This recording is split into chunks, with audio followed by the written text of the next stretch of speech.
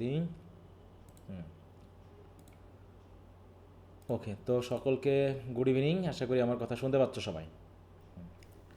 জি sir. তো পড়াশোনা কেমন চলতেছে? How is your study? Hmm. Sir ভালো। এদিকে একটু মনোযোগ টনোযোগ দিচ্ছ তো, না মেন পড়াতে এসব বাদ দিয়ে চলে যাচ্ছ? হ্যাঁ, পড়াশোনা হচ্ছে? স্যার হচ্ছে ভালো। আচ্ছা, তো আমাদের 30 চ্যাপ্টার পুরোটা দেওয়া ছিল। কত পেজ থেকে জানো একটু বলো তো? 26, 30 চ্যাপ্টার। স্যার 39 পেজ থেকে। হ্যাঁ, তো 30 চ্যাপ্টারের পুরোটাই আমরা একটু রিভিশন দিতে বলেছিলাম। আমরা গতদিন ফ্রেজ নিয়ে কথা বলেছিলাম এবং কিছু কিছু ফ্রেজের ব্যাপার নিয়ে আমরা আলোচনা করেছি, তাই না? ফ্রেজাল ভার্ব কী, অ্যাডভার্বিয়াল ফ্রেজ কী, এগুলো নিয়ে কিন্তু আমরা মেনলি একটু কথা বলেছি। তারপরে পার্টিসিপল ফ্রেজ কী, হ্যাঁ, তার ভিতরে পাস্ট পার্টিসিপল কেমনভাবে হবে, প্রেজেন্ট পার্টিসিপল মানে আইনজি যুক্ত ফ্রেজগুলো কেমনভাবে হবে, ইনফিনিটিভ ফ্রেজগুলো কেমনভাবে হবে, সেগুলো কিন্তু আমরা দেখেছি, তাই না? এবং এখানে বিস্তারিত আলোচনা আছে এবং সুন্দর করে আলোচনা আছে। হ্যাঁ, তো যদি এগুলো দেখে থাকো, জাস্ট একবার করে যদি গল্পের মতো করে রিডিংও দিয়ে থাকো, তো আশা করি অবশ্যই কিছু না কিছু ধারণা আমাদের হয়েছে। এবং বিশেষ করে এখানে অনেকগুলো এক্সারসাইজ আছে, তাই না? এবং সুন্দর করে ভেঙে ভেঙে কিন্তু দেখিয়েছে। হ্যাঁ, এরা কিন্তু কি দেখো সুন্দর করে ভেঙে ভেঙে কিন্তু ফ্রেজগুলোকে দেখিয়ে দিয়েছে, তাই না? এগুলো কি একটু এগুলো কি একটু পড়ছো তো সবাই নাকি? জি স্যার পড়ছি। দেখো পার্টিসিপল ফ্রেজ কীভাবে আছে এর ভিতরে। পার্টিসিপল ফ্রেজের হেডওয়ার্ড হচ্ছে পার্টিসিপল নিজে, তাই না? নাউন ফ্রেজ, নাউন ফ্রেজের মধ্যে বাস্কেট, এর ভিতরে কী কী আছে, হ্যাঁ, এটা হচ্ছে অবজেক্ট। দেখো এই যে আপ, মানে এইভাবে করে কিন্তু আলাদা করে দেখিয়েছে। এবার প্রিপোজিশনাল ফ্রেজ, প্রিপোজিশনাল ফ্রেজের ভিতরে আর একটা নাউন ফ্রেজ আছে। হ্যাঁ, এরকমভাবে দেখো প্রত্যেকটা ফ্রেজকে কিন্তু ভেঙে ভেঙে তার ভিতরে কে কারা ডিটারমিনার, কোনটা ইনফিনিটিভ ফ্রেজ, হ্যাঁ, কোনটা নাউন ফ্রেজ, কোনটা ইনফিনিটিভ ফ্রেজ আবার। হ্যাঁ, দেখো ইনফিনিটিভ ফ্রেজের ভিতরেও নাউন ফ্রেজ আছে, সেই নাউন ফ্রেজটাকে আবার তার আলাদা করেছে। তার ভিতরে সে আবার এর ভিতরে আবার ডিটারমিনার কয়টা আছে, হ্যাঁ, সব কিছু কিন্তু ভেঙে ভেঙে মোটামুটি দেখিয়ে দেওয়ার চেষ্টা করেছে। এটা একটা বড় ধরনের বিশ্লেষণ একটা অংশ আছে এই 30 চ্যাপ্টারটা। দেখো প্রত্যেকটা বিষয় এক্সারসাইজমূলক বিষয়গুলো দিয়ে দিয়েছে। এগুলো যদি প্র্যাকটিস করা হয় তাহলে আমাদের বুঝতে কিন্তু খুবই সহজ হয়ে যায়। এখানে কিছু প্র্যাকটিস আছে, হ্যাঁ, প্র্যাকটিস ম্যাটেরিয়াল আছে। হ্যাঁ, তো আমি মনে করি যে তোমরা 30 চ্যাপ্টারটা সুন্দর করে পড়েছো সবাই। আমি বলেছি আগেই যে তোমাদের যত কাজই থাকুক, ফ্রি হ্যান্ড রাইটিংয়ের যখন আসছো তখন তোমাকে এখানে পড়তে হবে এবং প্র্যাকটিস করতে হবে। এটাই তো নাকি? জি স্যার। আচ্ছা, জি স্যার। তাহলে এইটুকুর ভিতরে তোমরা যা পড়েছো, যদি কারো কোনো প্রবলেম থেকে থাকে তো সেটা নিয়ে আমাকে একটু বলতে পারো, যদি কারো কোনো প্রবলেম থাকে। স্যার দ্য ইউজেস অফ এনিটা একটু বুঝাই দেন। কোনটা কোনটা? The uses of any 553। হ্যাঁ, ওটা নিয়ে কি সমস্যা হয়েছে? স্যার যে সিঙ্গুলার নন কাউন্ট নাউনের আগে এনি ব্যবহার করা যায়, ওটা নিয়ে কিন্তু টেনশন করার কলেজ কোনো দরকার নেই। ওটা নিয়ে হুদায় টেনশন করতেছো, না হয় সেটা কাউন্টেবল হলো, তাতে তো কোনো সমস্যা নেই। ওটা কাউন্টেবল আনকাউন্টেবল সকলের আগেই ব্যবহার করা যায়। ওটা নিয়ে শুধু মাথা গরম করা, এছাড়া কিছু না। কত যেন 500, তিপ্পান্ন স্যার। 553। হ্যাঁ, ওটা নিয়ে টেনশন করা, ওটা কাউন্ট নন কাউন্ট সব জায়গায় ব্যবহার করা যায়। হ্যাঁ, অতএব ওখানে হয়তো একটু মিস্টেকেনলি ওটা ইউজ করে ফেলেছে, ওটা নিয়ে খুব একটা টেনশন করার কোনো দরকার নেই। ওটা ওই টেনশনটা করা হুদাই। তুমি ব্যবহারটা ঠিকমতো বুঝেছো কিনা সেটা হলো বড় কথা। যেটা কেন অ্যানিটা ব্যবহার করা হয়, অ্যানিটা আমরা কখন ইউজ করি বলো তো? কখন ইউজ করার কথা বলছি অ্যানি? হুম, অ্যানিটা কখন ইউজ করার কথা বলছে? যে যখন আমরা বলো কোনো বিশেষ টাইপের জিনিসকে নির্দেশ করব, কোনো বিশেষ টাইপের জিনিসকে নির্দেশ করব, সেটা সিঙ্গুলার হোক, সেটা কাউন্টেবল হোক, সেটা নন কাউন্ট হোক, সবার ক্ষেত্রে আমরা ব্যবহার করতে পারবো। এখানে কি নন কাউন্টে আছে না? তাহলে এটা কি? এটা আসলে কাউন্টেবল হবে, কারণ কলেজ, বুক, তাই না, প্রবলেম, এগুলো কি কাউন্টেবল। হ্যাঁ, তো হয়তো এরা এখানে মিস্টেক এলে এটা তো বুঝতেই পারতেছে যে এখানে একটা মিস্টেক ঘটে গেছে। হ্যাঁ, এগুলো নিয়ে টেনশন করার কোনো কারণ নেই। যেমন যে ডাউট, টাইম, এগুলো কি কাউন্টেবল? হুম, তো স্যার। মূল কথা হলো অ্যানি আমরা নির্দিষ্ট করে না, যে কোনো অর্থে, যে কোনো। অ্যানি মানে কি? অনির্দিষ্ট না নির্দিষ্ট? কোনটা বোঝাচ্ছে? অনির্দিষ্ট। অনির্দিষ্ট। অনির্দিষ্ট। হ্যাঁ, বুঝতে পারো? তাহলে অনির্দিষ্ট কোনো একটা অর্থে আমরা কি করতে পারি? অ্যানিটা ব্যবহার করতে, সে কাউন্টেবল হোক অথবা আনকাউন্টেবল। যেমন ইনফরমেশন বলছে, যদি বলি have you got any information, এটা কি কাউন্টেবল না আনকাউন্টেবলের সাথে বসেছে? আনকাউন্টেবল এর সাথে। অথবা হ্যাভ ইউ গট অ্যানি বুক, এটা কি Countable. এটা কি ব্যবহার করি না আমরা? ব্যবহার করি না? এই Countable. সেন্সটা বোঝো যে অ্যানিটা আমরা কোন ক্ষেত্রে ব্যবহার করি। অনির্দিষ্ট যে কোনো অর্থে আমরা ব্যবহার করে থাকি, এটাকেই বলতে গিয়ে এটা ব্যবহার করা হয়েছে। কিছু কিছু এরকম মিস্টেক আছে বইয়ের ভিতরে, হয়তো একটা জিনিস কপি পেস্ট করে আরেকটা দিতে গিয়ে এরকমটা মিস্টেক হয়ে গেছে। কি বুঝতে পারছো? তার মানে কি you can get admitted to into any college here, মানে কি কোন কলেজ? কোন নির্দিষ্ট কলেজ? অনির্দিষ্ট। যে কোনোটা, মানে এখানে যে অ্যানি কলেজ মানে তুমি যে কোনোটা। Any book on this subject will do, মানে এই সাবজেক্টে যে কোনো বই চলবে, নির্দিষ্ট না। If you have any problem telephone me, তোমার যদি কোনো প্রবলেম থাকে সেটা যে কোনো প্রবলেম হতে পারে, এরকম অর্থে। একইভাবে if you have any doubt check it twice, দেখো একই অর্থে, অন্য কোনো, তাই তো? এটা ছাড়া বা অন্য কোনো বা যে কোনো, এরকম সেন্সে আমরা, সে প্লুরাল কাউন্ট হোক অথবা নন কাউন্ট হোক, আমরা প্লুরাল সেন্সও ব্যবহার করতে পারি। সিঙ্গুলার, যেমন হচ্ছে কি অ্যানি ডাউট কি সিঙ্গুলার অর্থে, আবার অ্যানি পিপল কি সিঙ্গুলার না, মানে প্লুরাল, এটা পিপল প্লুরাল। হ্যাঁ প্লুরাল ফর্ম। তার পূর্বে কিন্তু অ্যানি ব্যবহার করেছি, ঠিক আছে? তো এই অ্যানি, ঠিক অ্যানির ক্ষেত্রে আমরা ওই যে প্রশ্নবোধক সেন্টেন্সে আমরা এনি ইউজ করি, অ্যাফার্মেটিভ সেন্টেন্সে আমরা হয়তো সাম ইউজ করে থাকি। এটা শুদ্ধ অশুদ্ধ এখানে একটু দেখিয়ে দিয়েছে, এরকম। কি বুঝতে পেরেছ? হ্যাঁ, আচ্ছা। তারপরে আরও যদি কারো প্রবলেম থাকে একটু বলো, যদি কারো প্রবলেম থাকে বলো। স্যার 568 বিষয়টা একটু দেখে। 568? জি স্যার। 568,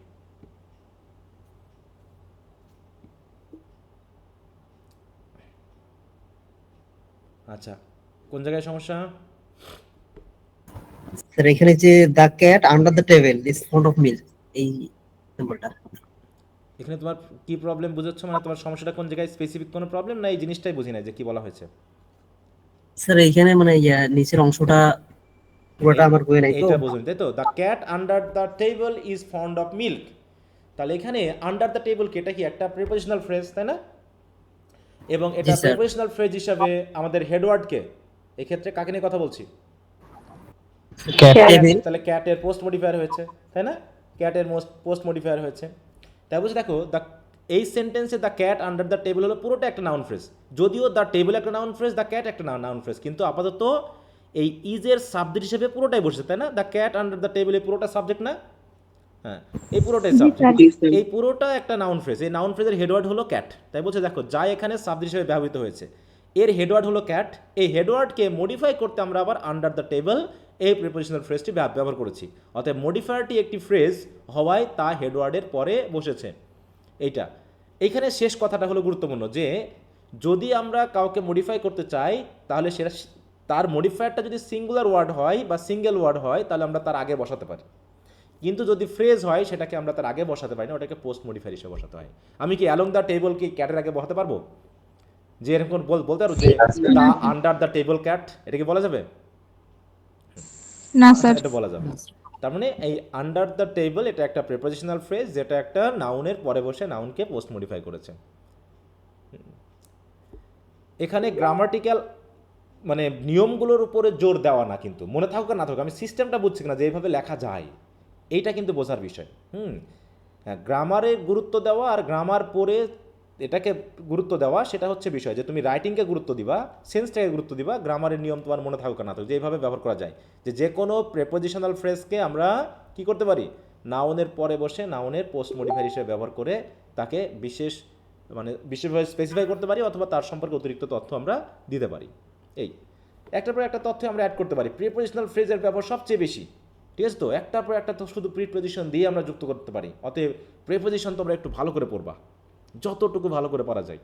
প্রিপোজিশন সম্পর্কে যার একটা ক্লিয়ার ধারণা আছে সে কিন্তু ইংরেজিতে খুব দ্রুত লিখতে পারে, খুব তথ্য অ্যাড করতে পারে একটা সেন্টেন্সের সাথে। দেখো সে একইভাবে তারপর কি হচ্ছে দেখো, Rahim along with his parents, দেখো Rahim along with his parents have come to see you, এইখানে সেন্টেন্সটা ভুল না ঠিক বলো তো? অ্যালং উইথ হিজ প্যারেন্টস এইটা কি আমাদের একটা প্রিপোজিশনাল ফ্রেজ না বলো তো? Along with his parents, G sir. এটা হচ্ছে কি রহিমের পোস্ট মডিফায়ার, রহিমের পোস্ট মডিফায়ার। তাহলে এই সেন্টেন্সে হেডওয়ার্ড কে? নিশ্চয় রহিম, তো আর একটা সেন্টেন্সের সাবজেক্ট যত বড়ই হোক না কেন ভার্ব সবসময় তার হেডওয়ার্ড অনুসারে হয়। তাহলে এখানে হেডওয়ার্ড কি রহিম নাকি প্যারেন্টস? রহিম। রহিম। তাহলে রহিম বলে যদি সিঙ্গুলার হয় তাহলে কি হবে? যে হ্যাভ হবে না হ্যাজ হবে? হ্যাজ হবে। তাহলে দেখো বলছে না সেন্টেন্সটি সঠিক নয়, এর স্ট্রাকচারকে অ্যানালাইজ করলেই ভুলটি ধরা পড়বে। কেমন? সেন্টেন্সটির সাবজেক্ট হলো রহিম অ্যালং উইথ হিজ প্যারেন্টস, এর হেডওয়ার্ড হলো রহিম, অতএব একে মডিফাই করছে অ্যালং উইথ হিজ প্যারেন্টস এই প্রিপোজিশনাল ফ্রেজটি। নিয়ম হলো হেডওয়ার্ড দ্বারা ভার্বের রূপ নির্ধারিত হবে, তার মডিফায়ার দ্বারা নয়। সুতরাং প্যারেন্টস প্লুরাল বলে যে হ্যাভ হবে তা কিন্তু নয়, বরং রহিম হেডওয়ার্ড থার্ড পারসন এবং সিঙ্গুলার নাম্বার বলে হ্যাজ ব্যবহৃত হবে। সুতরাং সেন্টেন্সটি হবে Rahim along with his parents has come to see you. কি কথা বুঝতে পেরেছো? এগুলো কোথা থেকে নেওয়া হয়েছে তার রেফারেন্স সব এখানে দিয়ে দিয়েছি। স্যার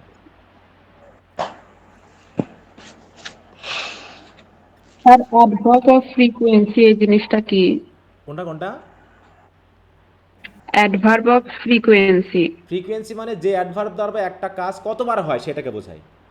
যে I have gone to Dhaka twice a month, মানে আই গো টু ঢাকা, মানে I go to Dhaka twice a month, আমি কয়বার যাই ঢাকাতে?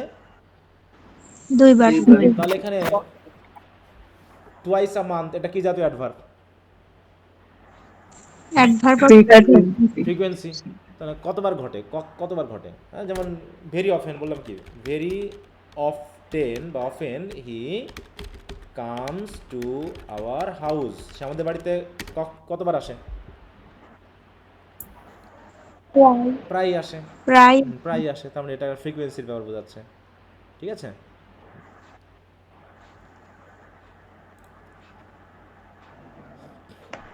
অ্যাপোজিটিভ বুঝছো সবাই? অ্যাপোজিটিভটা বুঝেছো? অ্যাপোজিটিভ কি জিনিস? জি স্যার। আচ্ছা, তাহলে আর কারো প্রবলেম থাকলে একটু বলো। স্যার 572 নম্বর পেজে একটু সমস্যা ছিল। 572, হ্যাঁ বলো। This is a 10 number question এখানে he shouted, এটা কি ফ্রেজ হলো স্যার? হি শাউটেড, এটা কি কোনো ফ্রেজ হলো? এটা তো দেয়া নেই। হি তো হলো সাবজেক্ট আর শাউটেড হলো ভার্ব, তাহলে এটা কি ফ্রেজ? না স্যার। সাবজেক্ট তো শুধু হি আর ভার্ব হলো শুধু শাউটেড, এখানে কি কোনো ফ্রেজ আছে তাহলে? না স্যার। হ্যাঁ, তাহলে হি ও ফ্রেজ না। ফ্রেজ মানে কি? ফ্রেজ মানে কি বলতো? যে সেন্টেন্সের যে কোনো একটা পার্টে একের অধিক ওয়ার্ড থাকবে, একের অধিক ওয়ার্ড থাকবে। তাহলে এখন যদি আমি বলি যে হি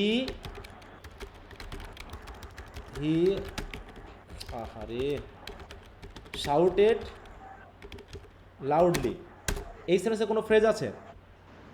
না স্যার। কেন নাই? এখানে তো 3টা ওয়ার্ড আছে, 3টা ওয়ার্ডকে কেন আমি ফ্রেজ বললাম না?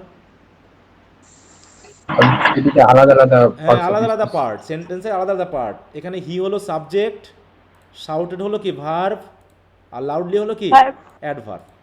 অতএব এই সেন্টেন্সে কোনো ফ্রেজ নেই। কি কথা বুঝতে পেরেছো? হ্যাঁ। এখন যদি আমি এইভাবে লিখতাম যে দ্য ম্যান শাউটেড, এই সেন্টেন্সে কোনো ফ্রেজ আছে? জি স্যার। জি স্যার। কোনটা ফ্রেজ? The man. আচ্ছা, দ্য যদি ম্যান বলি, নাউন স্যার। বললাম he shouted at the top of his voice, মানে সর্বোচ্চ চিৎকার করে। এটা এখানে কি ফ্রেজ আছে? কোনটা phrase? At the top of his voice. এবার যদি বলি যে he is shouting, shouting loudly, এখানে কোনো ফ্রেজ আছে? জি No, sir, sir. Is shouting. G sir, verb phrase verb is phrase আছে না shouting. এখানে? এখানে ভার্ব ফ্রেজ আছে, তাই তো? মানে মূল কথা হলো সেন্টেন্সের যে পার্টগুলো আছে, subject plus verb plus object অথবা কমপ্লিমেন্ট অথবা অ্যাডভার্ব, অ্যাডভার্ব। এরকম ভাগের ভিতরে যদি আমরা একের অধিক ওয়ার্ড পাই সেগুলোকে আমরা কি বলি? ফ্রেজ বলি। সেন্টেন্সকে কোনোদিন ফ্রেজ বলা হয় না। সেন্টেন্সের ভিতরে ব্যবহৃত যে পার্টগুলো আছে সেই পার্টগুলোতে যদি একের অধিক ওয়ার্ড ব্যবহার করে গঠিত হয় তাহলে সেগুলোই হবে কি? Phrase, friend. তাই তো? যেমন এখানে পেলাম কি আমরা? ভার্ব ফ্রেজ, তাই না? এটা ভার্বে। এটা হলো কি? একটা হলো একটা অ্যাডভার্ব ফ্রেজ, তাই তো? এটা হলো কি? একটা সাবজেক্টে ব্যবহৃত নাউন ফ্রেজ। এখানে কোনো ফ্রেজ নাই। দেখো বাকিগুলোতে যেখানে যেখানে ডাবল ওয়ার্ড বসেছে সেখানেই ফ্রেজ আছে। এখন যদি আমি বলি যে দ্য ম্যান, মনে করো the man has shouted very loudly, এখানে কি ফ্রেজ আছে? কটা ফ্রেজ আছে এখানে? তিনটা। তিনটা কি কি? তিনটা phrase. The man has has shouted Has very shouted are very very and very loudly. Loudly, এই ঠিক আছে? এরকম কি কথা বুঝতে পেরেছো? জি স্যার। হুম। জি স্যার।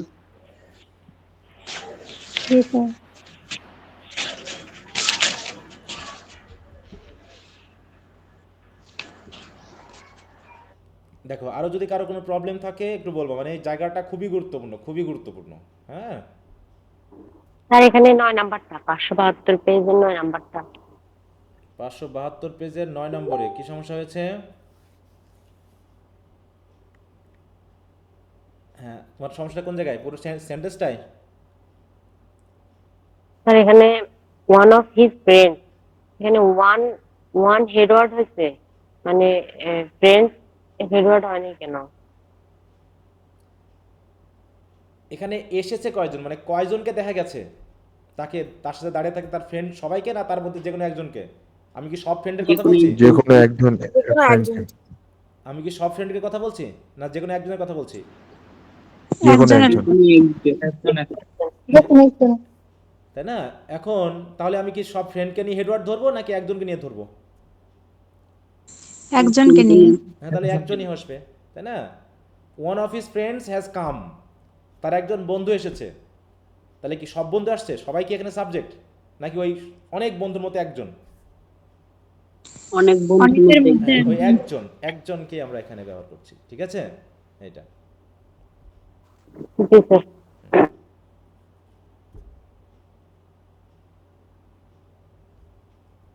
এখানে ওয়ান কিন্তু প্রোনাউন, ঠিক আছে তো? ইনডেফিনিট প্রোনাউন, এখানে বলা আছে না যে one is a pronoun. One কিন্তু এখানে ডিটারমিনার নয়, ঠিক আছে? ওয়ানকে ডিটারমিনার, ওয়ানকে প্রোনাউন, এই জায়গাগুলো কিন্তু ভাবতে হবে। ওয়ান অফ যখন বসে এই জায়গাতে আমরা একটু খেয়াল রাখবো। আচ্ছা, আর কোথাও সমস্যা?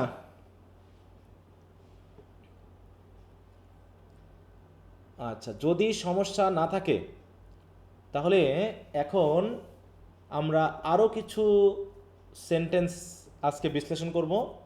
বিশ্লেষণ করে আমাদের ফ্রেজগুলোকে ধরার চেষ্টা করব, ঠিক আছে তো?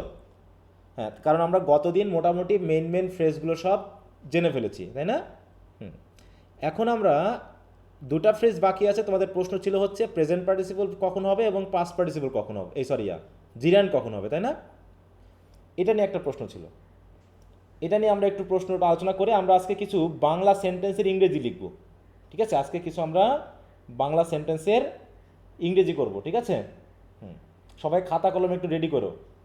একটা একটা করে সেন্টেন্স আমরা লিখব, ট্রান্সলেশনে নিয়ে আসবো একটা একটা করে সেন্টেন্স, এবং সেগুলোকে আগে ফ্রেজ বানাবো। ফ্রেজ বানিয়ে সেগুলোকে আমরা সেন্টেন্সে বসাবো, ঠিক ব্লক করে। হ্যাঁ, আচ্ছা, তাহলে আমরা মোটামুটি ফ্রেজ যা শিখেছি তার ভিতরে আমরা একটু যদি নামকরণ করি, তাহলে প্রথম ছিল হচ্ছে, আরে বাবা বাংলাটা কোথায় আসে ঘুরে ফিরে বারবার? আমাদের এখানে কেন জানি করতেছেন, কি জিনিস? মানে এই যে ওয়ার্কটা। কোন ওয়ার্ডটা? না স্যার, আমাদের যেই মানে হোমওয়ার্ক যেটা দেন সেটাতে লিখলেন তো, সেজন্য বললাম। ও আচ্ছা, হ্যাঁ, না ওটা নিয়ে ওটা আমি যে রাফ করতেছি তো ওটা আমি কেটেই দিব। হ্যাঁ, ওটা তো আমি কেটেই দিব, সমস্যা না। আচ্ছা, তাহলে হচ্ছে নাউন ফ্রেজ নিয়ে কি টেনশন আছে কোনো? নাউন ফ্রেজের গঠনটা কি ছিল? প্রথমে হেডওয়ার্ড, তারপরে থাকবে পোস্ট মডিফায়ার, তার আগে থাকবে প্রি মডিফায়ার, তার আগে থাকবে ডিটারমিনার, এরকম। মডিফায়ার তার আগে থাকবে ডিটারমিনার। তারপরে আমরা পড়লাম প্রিপজিশনের সাথে নাউন ফ্রেজের সাথে আমরা কি করছিলাম? প্রিপজিশন যুক্ত করেছিলাম নাকি? তারপর হলো কি প্রিপজিশনাল ফ্রেজ, এটা তো আমরা বুঝেছি নাকি? হ্যাঁ, জি স্যার। তারপরে আমরা বুঝলাম কি ভার্ব ফ্রেজ, ভার্বের সাথে সাহায্যকারী ভার্ব সহ আরও প্রিপজিশন যুক্ত হয়ে পুরোটা মিলে হবে ভার্ব ফ্রেজ। তারপর পেলাম কি অ্যাডজেক্টিভ ফ্রেজ, অ্যাডজেক্টিভের সাথে আরও ইন্টেন্সিফায়ার যুক্ত করে যদি কোনো ফ্রেজ হয় সেটা হবে অ্যাডজেক্টিভ ফ্রেজ। তারপর হবে কি অ্যাডভার্ব ফ্রেজ, অ্যাডভার্বের সাথে কোনো ইন্টেন্সিফায়ার যুক্ত হয়ে সেটা হবে অ্যাডভার্ব ফ্রেজ। তারপরে দেখলাম আমরা নন ফাইনাইট ভিত্তিক কিছু ফ্রেজ, প্রথমটা হচ্ছে কি ইনফিনিটিভ ফ্রেজ, তাই না? তারপর হচ্ছে কি জিরান্ড ফ্রেজ, জিরান্ড ফ্রেজ অথবা পার্টিসিপল। প্রেজেন্ট পার্টিসিপল ফ্রেজ, তাই তো? স্যার এই দুইটার পার্থক্য একটু দেখাই দিতে চাইছিলেন। হ্যাঁ, ওইটা আসতেছি, আমরা আগে একটু নাম করে ওই দুটো আমি পাশাপাশি লিখলাম এই কারণ। তারপর হচ্ছে কি, তারপর হচ্ছে past participle phrase, past participle phrase এইটা। এর সাথে পারফেক্ট পার্টিসিপল ফ্রেজও আসে যদি পারফেক্ট পার্টিসিপল আমরা ব্যবহার করি। জাস্ট এক একটা ওয়ার্ড, কি ওয়ার্ড দিয়ে শুরু হচ্ছে, মূল কথা খেয়াল রাখবো যে কি ওয়ার্ড দিয়ে শুরু হচ্ছে, একমাত্র নাউন ফ্রেজ বাদ দিয়ে। নাউন ফ্রেজ কিন্তু যে ওয়ার্ড দিয়ে শুরু হয় না, শুরু হয় সেই ওয়ার্ড দিয়ে কিন্তু নামকরণ হয় না, তাই না? নাউন ফ্রেজে আমরা কি করি বলো, বিশেষ করে নাউন ফ্রেজ মানে যেগুলো হচ্ছে পার্টিসিপেট ভিত্তিক, সেগুলো যা দিয়ে শুরু হয় তা দিয়ে কিন্তু নামকরণ হয় না, সেগুলো ফ্রেজের ভিতরে যে ওয়ার্ডটাকে প্রধান হিসেবে ধরা হয় সেই হিসাবে নামকরণ করা হয়। হ্যাঁ, মনে করো আমি যদি এখন একটা লিখি যে ভেরি নাইসলি ডেকোরেটেড রুম, এইখানে কতগুলো ফ্রেজ আছে জানো? কতগুলো ফ্রেজ বের করতে পারবা তোমরা এখানে বলো তো? একটু একদম ভাবো, এখানে কতগুলো ফ্রেজ বের করা সম্ভব?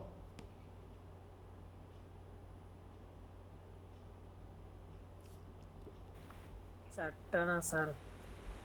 স্যার দুইটা। দুইটা? কি কি নাম বলো শুধু? পাঁচটা। Very nicely decorated room.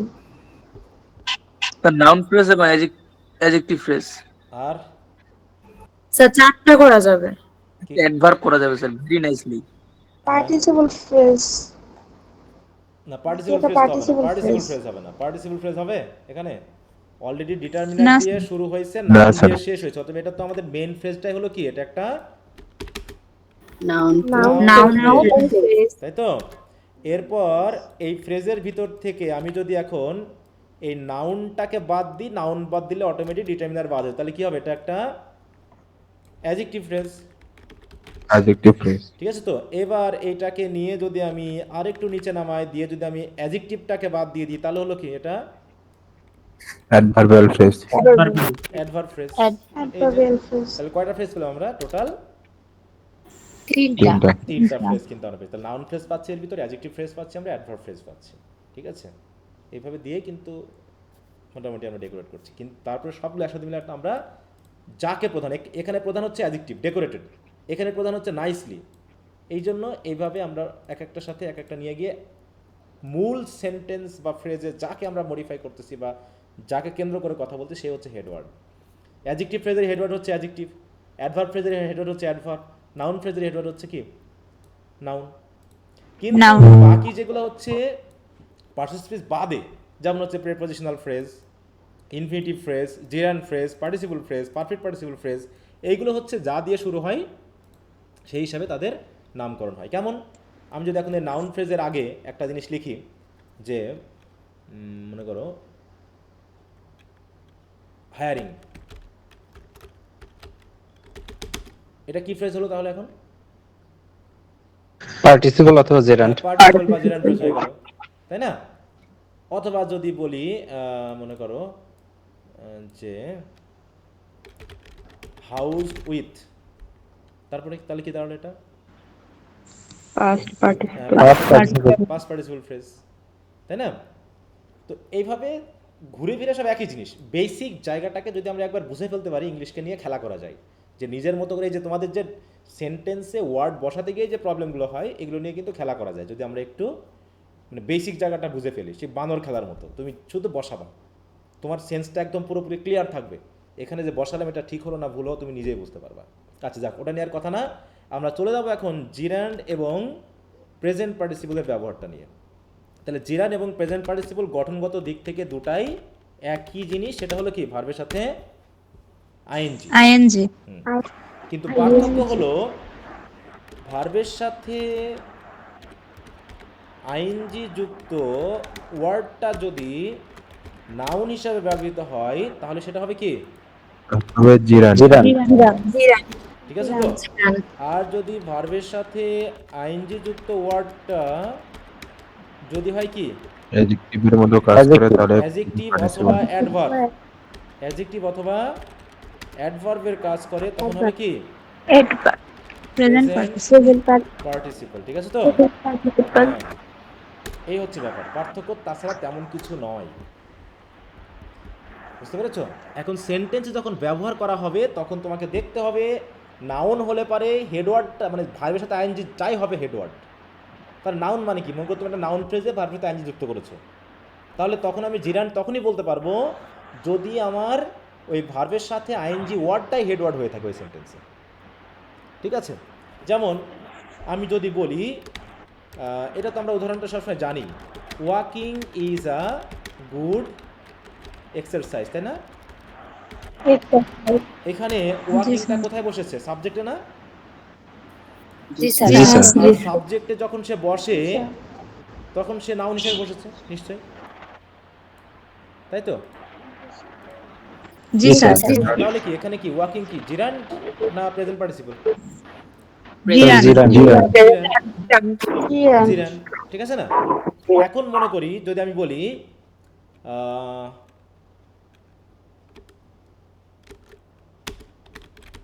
Walking child looks very happy, এইখানে ওয়াকিংটা কি হিসাবে বসেছে? এইখানে হচ্ছে আ ওয়াকিং চাইল্ড, এটা হলো কি আমরা একটা নাউন ফ্রেজ, নাউন ফ্রেজের ভিতরে হেডওয়ার্ড হচ্ছে চাইল্ড আর ওয়াকিংটা হচ্ছে কি তার প্রিমোডিফায়ার অ্যাডজেক্টিভ। তাহলে এই ওয়াকিংটা হয়ে গেল কি আমাদের প্রেজেন্ট পার্টিসিপল।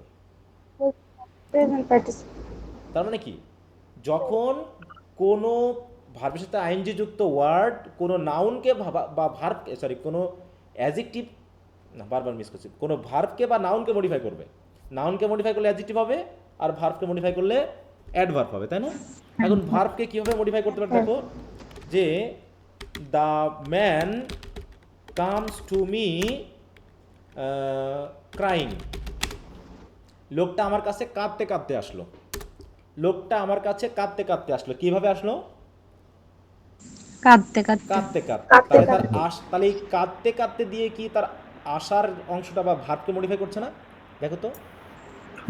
জি স্যার। তাহলে এটা অ্যাডভার্ব, তাহলে ক্রাইং এখানে কিন্তু অ্যাডভার্ব, অ্যাডভার্ব হলে তাহলে ক্রাইংটা কি নাউন হবে না সরি জিরান্ড হবে না প্রেজেন্ট পার্টিসিপল হবে? Present participle. Present participle. কিন্তু যদি আমি বলি I do not like crying, এটা কি? জিরান। আমি পছন্দ করি না। দেখো ডু নট লাইক হচ্ছে ভার্ব ফ্রেজ, তাই না? তাহলে এটা হচ্ছে অবজেক্ট কার? এই লাইকের। আমি কি পছন্দ করি না?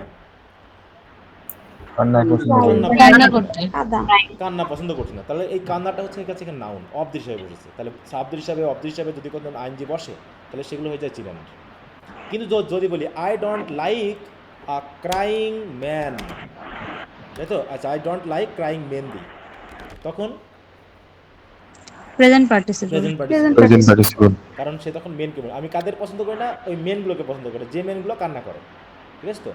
এইভাবে যদি আমরা দেখি তাহলে বোঝা যাবে যে আমাদের এটা প্রেজেন্ট পার্টিসিপল নাকি কী জিনিস। ঠিক আছে তো? এখন এই জায়গায় একটু খেয়াল করো, ক্রাইং মেন এটা তো প্রেজেন্ট পার্টিসিপল, কিন্তু এটা কি প্রেজেন্ট পার্টিসিপল ফ্রেজ নাকি নাউন ফ্রেজ? Noun phrase. এই প্রেজেন্ট পার্টিসিপলটা কিন্তু নাউন ফ্রেজের অংশ। আবার যেন মনে করো না যে স্যার এটা তো প্রেজেন্ট পার্টিসিপল দিয়ে শুরু হয়েছে, আমরা কি এটা প্রেজেন্ট পার্টিসিপল ফ্রেজ বলবো? তা না, এটা নাউন ফ্রেজের মধ্যেই, কিন্তু এটা সিঙ্গেল অ্যাডজেক্টিভ হয়ে বসেছে, এটাকে আমরা প্রেজেন্ট পার্টিসিপল ফ্রেজ বলতে জি পারবো স্যার, না। নাউনকে মডিফাই করছে হ্যাঁ, তো। নাউনকে মডিফাই করেছে, ঠিক আছে তো, কিন্তু কাউকে মডিফাই করবে না। কেমন? যেমন যদি আমি বলি এই জায়গায় মনে করো যে এই উদাহরণটা আমি খুব বলে থাকি, এই উদাহরণটা আমার কাছে খুব ইয়া লাগে, এই দুটো উদাহরণের ক্ষেত্রে বলছিলাম flying kites is a great fun, অথবা flying kites look very amazing. দুটা সাবজেক্ট একই রকম না? দেখো তো, জি স্যার। ফ্লাইং কাইটস জি is sir. A great fun আর flying kites look very amazing. এখন প্রশ্ন যদি হয় ফ্লাইংকে আমরা কি বলবো? এই ফ্লাইংটা কি নিচেরটা জিরান। আর এই স্যার ফ্লাইংটা উপরেরটা হচ্ছে জিরান, স্যার উপরেরটা জিরান, প্রথমটা জিরান, পরেরটা প্রেজেন্ট পার্টিসিপল। Present participle. কেমন ভাবে? উপরেরটা জিরান কেন? নিচেরটা জিরান। সাবজেক্টটা তো ভার্বটা তো সিঙ্গুলার হইছে, ফ্লাইং তো এখানে সাবজেক্টে বসছে, এই ফ্লাইং সিঙ্গুলার হওয়ার কারণে ইজ হ্যাঁ, ফান Guys, কি? এখনো দেখো দেখো দেখো বলছে ফানটা কি, তাই না? উঠতেছে। হ্যাঁ, খেয়াল করো, দেখো কাইটসের পরেও আমি এখানে কাইটস দেওয়ার পরেও কেন আর দেই নাই? অনেকে মনে করতে পারে, স্যার কাইটস তো প্লুরাল ফর্মে আছে, তাহলে আমি এখানে ইজ দিলাম কেন? আসলে এখানে আমার জিরান্তের পরে গ্রেট ফান সবসময় কোনটা? verb গ্রেট হয়। ফান হচ্ছে ফ্লাইং, ফ্লাইংটা হচ্ছে গ্রেট ফান, অতএব ভার্বকে এখানে কিন্তু আমরা সাবজেক্ট হেডওয়ার্ড করেছি, আর কাইটস হচ্ছে তার একটা অবজেক্ট মাত্র, এ কিন্তু হেডওয়ার্ড নয়। অতএব ফানটা হচ্ছে কাইটস না, ফানটা হচ্ছে ওড়ানোটা। তারপরে বলা হচ্ছে কি ওড়ানো, তাহলে সেই ক্ষেত্রে ফ্লাইং হচ্ছে কিন্তু আমাদের এখানে কি বলো তো, জিরান। এটা হচ্ছে একটা জিরান ফ্রেজ, এটা কিন্তু একটা জিরান ফ্রেজ, ঠিক আছে তো? এটা একটু খেয়াল রাখো, দেখো বুঝেছো কিনা, ক্লিয়ার হয়েছে কিনা? এবার বলছে flying kites looks very amazing. এখন অ্যামেজিং লাগে কোনটা, ফ্লাইং নাকি কাইটস? কাইটস। অ্যামেজিং লাগে কাইটস গুলোকে অ্যামেজিং লাগে, তাই না? এখন কোন কাইট গুলোকে? ফ্লাইং। ওরা ক্লাইট গুলোকে। তার মানে এখানে আমাদের মূল হেডওয়ার্ডটা হচ্ছে কাইটস, আর ফ্লাইংটা হচ্ছে তার অ্যাডজেক্টিভ। তার মানে এখানে ফ্লাইংটা হলো কি আমাদের প্রেজেন্ট পার্টিসিপল, আর এটা হলো কি আমাদের জিরান। এটা হলো জিরান ফ্রেজ, কিন্তু এটা কিন্তু প্রেজেন্ট পার্টিসিপল ফ্রেজ না, এটা হচ্ছে কি নাউন ফ্রেজ। এখানে ফ্লাইংটা জাস্ট ওই নাউনের কি হয়েছে, প্রি মডিফায়ার হয়েছে। কিন্তু এখানে কি ফ্লাইংটা কি কাইটের প্রি মডিফায়ার হয়েছে বলো তো? না স্যার। না। দেখো একই জিনিস দেখতে, হ্যাঁ, মনে হতে পারে যে পরীক্ষায় যদি আসে, তুমি পরীক্ষায় কিন্তু যদি এখন ফ্লাইংকে দিয়ে দেয় কোথাও জিরান বা প্রেজেন্ট পার্টিসিপল, তুমি একটা ধরে কিন্তু এটার উদাহরণ বলবে, ওরে বাবা সহজ উত্তর তো, আমি তো পরীক্ষায় ওইটা দেখে আসতাম, একদম ফ্লাইং কাইট, সরাসরি উত্তর চলে আসছে, হ্যাঁ, তুমি উত্তর দাগায় দিবা। কিন্তু সেন্সটা খেয়াল করতে হবে যে কাকে কিভাবে ফোর্স করতেছি, কাকে গুরুত্ব দিচ্ছে, তার উপর ডিপেন্ড করে আমাকে এই ওয়ার্ডগুলো নিয়ে আসতে হবে। তো যাই হোক, এগুলো হচ্ছে গ্রামাটিক্যাল ব্যাপার, গ্রামারের অনেক ডিপ আলোচনা আছে। তোমরা যদি এই বইটাকে পড়ে শেষ করতে পারো, কেউ খুবই ধীরে ধীরে, তাড়াহুড়ো করে না। আমরা যেহেতু যেগুলো মেজর ইস্যু সেগুলো নিয়ে কথা বলবো, যেহেতু আমাদের লেখার একটা ব্যাপার রয়েছে, কারণ তোমরা অনেকেই ওয়ার্ডগুলোকে সাজাতে পারো না, এই কারণে বলো। হ্যাঁ স্যার, এই ফ্রেজ নির্ণয় করতে যে অনেক ঝামেলা লাগে, সেই ফার্স্ট ইয়ার থেকে চেষ্টা করতেছে, এখনো পারি না। তুমি যে শব্দটা ইউজ করতে পারি না, এখানে তো সমস্যা। তুমি কি পারো না বলো? এই সেন্টেন্সে তুমি ফ্রেজ চেনোনি? স্যার প্রথমটা এখন তো বুঝতে পারছি, কিন্তু মানে এই যে ইজ দেখা এটাকে ধরতে হবে, এত সূক্ষ্মভাবে বুঝিনি। যা তো বোঝনি, কিন্তু এখন তো বুঝতে শিখতে হবে নাকি? এখন বোঝনি মানে তুমি তাহলে আর পারবা না, এই তো ধরে নিছো? না স্যার, তাহলে তোমাকে চেষ্টা মানে করতে এটা হবে। কিভাবে আর কি প্র্যাকটিস করতে হবে খালি, এটাই। হ্যাঁ, যদি একদিনে হয়ে যেত তাহলে তো হয়ে যেত। তোমাদের সমস্যাটা কোন জায়গায় জানো? পরিশ্রম করতে ভয় লাগে আগেই স্যার আমি পারবো না স্যার, আমার শেষ, আমি বুঝতেছি না, ও আমার দ্বারা হবে না, এই যে বুঝলাম না, এবার আমি রেখে দিলাম। এত সহজ হলে তোমাকে আমি পড়াবো এই জায়গায় বলো তো? তুমি তো একদিন শিখে যেতা। আর তখনকার শেখা আর এখনকার শেখা শুরু করার আগেই শেষ। হ্যাঁ বলো, তুমি কি এরকম করে শিখছিলা কখনো? না স্যার। হ্যাঁ, ফার্স্ট ইয়ারে স্যার আপনি এরকম করে বুঝেছিলেন, তখন বুঝছি, কিন্তু এরপর মাঝখানে আবার ভুলে গেছি। কয়দিন তুমি মনে রাখছো বলো? আমি এখন রান্না করে তোমাকে দিয়ে আসছি, তুমি এখন খাওনি, তোমার ভাত তো ঠান্ডা হবেই, তোমাকে তো এখন হয় ফেলে দিতে হবে, আর নয় তোমাকে আবার নতুন করে রান্না করে খেতে হবে। টিচাররা কয়বার শেখাবে বলো? প্রতিদিন শেখাবে একই জিনিস তোমাকে? বলো। না স্যার। না স্যার। মনে রাখার দায়িত্ব তোমার, এটা তো কারো দায়িত্ব বলে যায়নি, ঠিক আছে না? ডাক্তার তোমাকে ওষুধ দিয়ে ছেড়ে দিয়েছে, এখন ওষুধ খাবা না খাবা তুমি, সে তোমার দায়িত্ব। এখন তুমি যদি না খাও তুমি তো ভুলবাই, এটা আবার কে কে এটা অস্বীকার করবে যে তুমি ভুলে যাওনি? সবাই স্বীকার করবে যে না পড়লে ভুলে যাবো। হ্যাঁ, অতএব এগুলো, আর আমি তোমাকে তো এখানে গ্রামার শেখাতে আসিনি, তোমাকে এখন কোনটা অ্যাডজেক্টিভ কোনটা আমার শেখানোর উদ্দেশ্য না। অতএব তুমি মনে রাখলা কি না রাখলা এটা আমার দেখার বিষয় না। আমার দেখার বিষয় হলো তোমাকে যখন বলবো এই ওয়ার্ডটা কেন বসেছে তুমি যেন বুঝতে পারো। যখন আমরা সেন্টেন্স লিখবো, তুমি একটা সেন্টেন্স ভুল করলা, সেই ভুলটাকে আমি যখন ঠিক করতে যাব তোমাকে যেন টার্মটা বললে তুমি বোঝো যে হ্যাঁ স্যার এইটাই এরকম হওয়ার কথা ছিল। এই জন্য এই টার্মগুলো তোমার সাথে পরিচিত না হয়ে তো আমি রাইটিংয়ে যেতে পারতেছি না। তোমার ভুল ধরলাম, তোমাকে আমি বললাম তোমার এটা হবে, তুমি বুঝতেছো না সেই জিনিসটা আবার কী জিনিস। তাই তোমাকে আগে পরিচিত করে নিতে হচ্ছে কিছু টার্মকে, যে এইভাবে এগুলোকে বলা হয়। কি বুঝতে পেরেছ? আর প্র্যাকটিস করতে হবে, ব্যাপক প্র্যাকটিস করতে হবে, অল্প প্র্যাকটিস করে তুমি পেরে যাবা। এটা যদি হতো তাহলে তো পৃথিবীর সবাই পড়াশোনা করতো, আর কিছু করতো না। ওকে, তা যাই হোক, ওগুলো কথা বাদ দাও, বেশি বেশি করে পড়ো, বেশি বেশি করে পড়তে হবে আর শিখতে হবে। আর যত পারবা বই পড়বা। গ্রামার বই জীবনে একটাও শেষ করেনি, অথচ তুমি গ্রামারে পণ্ডিত হতে চাও, তাহলে তো হবে না। গ্রামার বই কিনতে হবে, পড়তে হবে। এই অনার্স ফার্স্ট ইয়ার সেকেন্ড ইয়ারে মিলে কমপক্ষে 2-4টা গ্রামার বই পড়ে শেষ করতে হতো। তাহলে পরে বলতে যে স্যার আমি পারি না গ্রামার। তুমি না পড়েই বলতেছো পারি না, তুমি পড়নি তো পারবা কেমন করে? এটা তো নিশ্চিত যে তুমি পারবা না। বরং এটাই অস্বাভাবিক হতো যদি তুমি বলতে যে আমি পারি। তুমি পড়োনি কিন্তু বলতেছো আমি পারি, তাহলে এটাই অস্বাভাবিক হতো। এটাই স্বাভাবিক যে তুমি পড়োনি তাই পারোনি। এই যে আমি পড়েছি, কোথা থেকে কোনটা পড়লে কী হবে আমি তোমাকে কেন বলতে পারছি বলো তো? কেন বলতে পারছি? স্যার আপনার পড়ে অভিজ্ঞতা আছে। নাকি আমি না পড়ে এসে তোমাকে মানে পড়াচ্ছি? তাহলে তুমি পড়োনি বলতে স্যার আপনার মতো আমি পারতেছি না, অথচ আমি তো পড়েছি এগুলো। তোমাকে আমি কতগুলো গ্রামার বই পড়ানো দেখাবো? বললাম এ পর্যন্ত না হলে আমার প্রায় 60 থেকে 70টা গ্রামার বই মিনিমাম পড়া হয়েছে। এখনও গ্রামার বই কিনি আমি, নতুন কোনো গ্রামার বই দেখলে এখনও কিনি। ঠিক আছে, এইটার জন্য যে নতুন কোনো টার্ম আসতেছে কিনা, নতুন কোনো বোধ, আসলে বেসিক জায়গাটা ঘুরে ফিরে একই আছে। মডার্ন কিছু আলোচনা হচ্ছে, আমার মনে হয় না মডার্ন ওইগুলো নিয়ে এসে এত প্যাঁচ লাগানো। কারণ ইংরেজির সাহিত্য মানে ইংরেজি ল্যাঙ্গুয়েজ জানার জন্য যত প্যাঁচ কম লাগানো যায় ততই সহজ। ওকে, তাহলে আর আরেকটা বিষয় দেখলাম আমার কাছে, মানে আমরা মানে মানুষকে খুব বোকা মনে হয় কিসের জন্য জানো? দেখো, এই যে আমাকে অনেকে বলে সেদিনই কয়েকটা মানে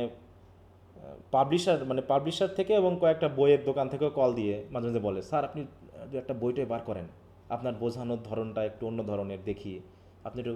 আমি বলছি দেখেন, পৃথিবীতে বই আমরা যখন বুঝেছি সব বই আছে, হুদাই আমি একটা বই লিখে আমার অযথা আর একটা বাড়তি বই কেন দরকার?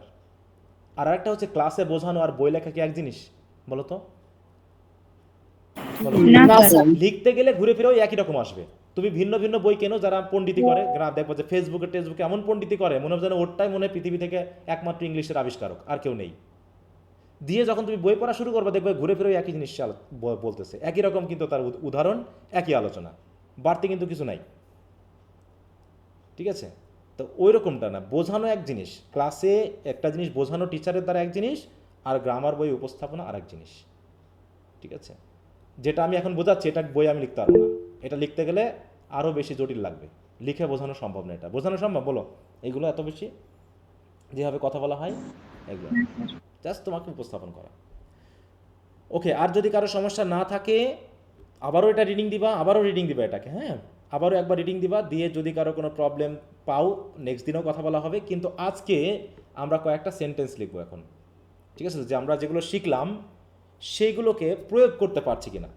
আমরা তো গতদিন কিছু ইংরেজি সেন্টেন্স থেকে ফ্রেজগুলো খুঁজে বার করছিলাম, তাই না? জি স্যার। কিছু সেন্টেন্স খুঁজে বার করছিলাম। এখন আমরা এখানেই সেন্টেন্স লিখব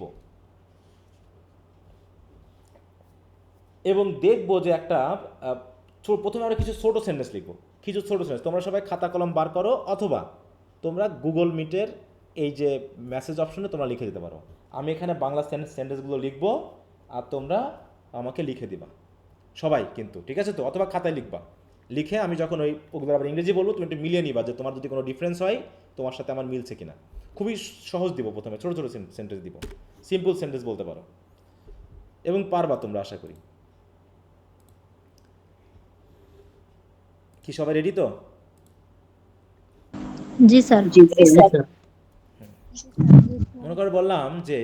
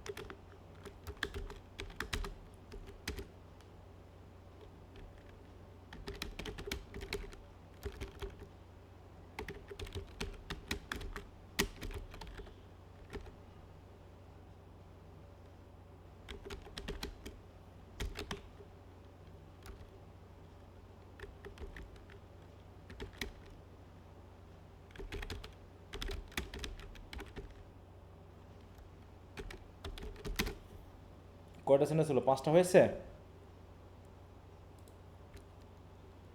জি স্যার। আচ্ছা, না, 4টা। এই 5টা সেন্টেন্সকে তোমরা একটু লেখো দেখি সবাই। এটার জন্য সময় হচ্ছে তোমাদের 1 মিনিট করে 1.5 মিনিট করে, তাহলে হচ্ছে 7 মিনিট সময় স্যার দিবে। 4টা ছিল স্যার। 4টা হয়েছে? 1 2 3, ও আচ্ছা, এখানে জোড়া তালি মেরে দিয়েছি, সমস্যা। আচ্ছা, 4টাই করো তাহলে। হুম, একটু জোড়া দিয়ে দিয়েছি তো এই জন্য 4টা হয়ে গেছে, তাহলে 4টাই করো।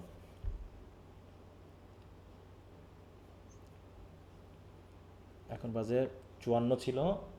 আচ্ছা, 55, 55 আর 7-এ 2, 11টা 2। এত তাড়াতাড়ি সময় পার হয়ে গেল।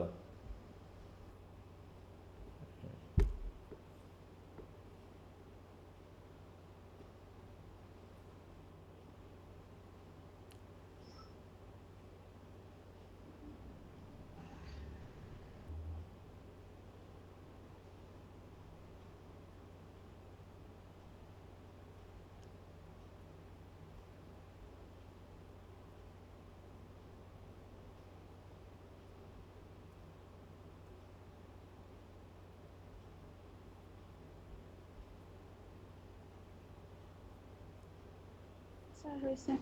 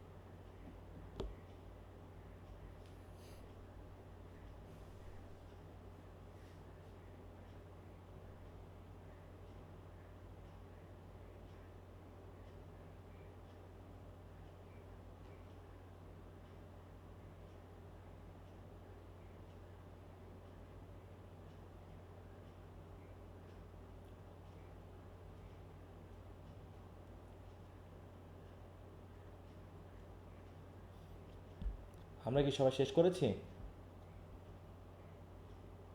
জি স্যার। কেউ কি বাদ আছো?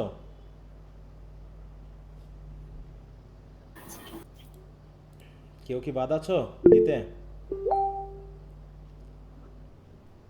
যদি বাদ থাকে একটু বলতে পারো।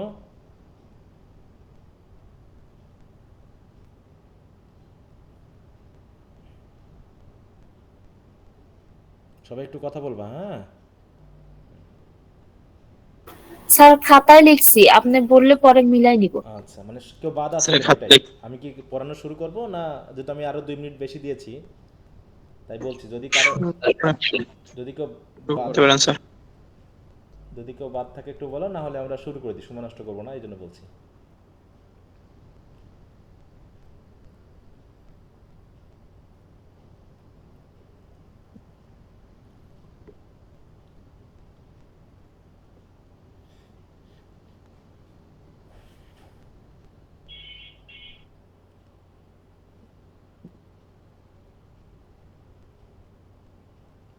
আচ্ছা, তাহলে মনে হয় যে আর কারো সমস্যা নাই, তাই না? আচ্ছা, আমি একটু চেক করি তাহলে, দেখি কারা কেমন লিখেছ।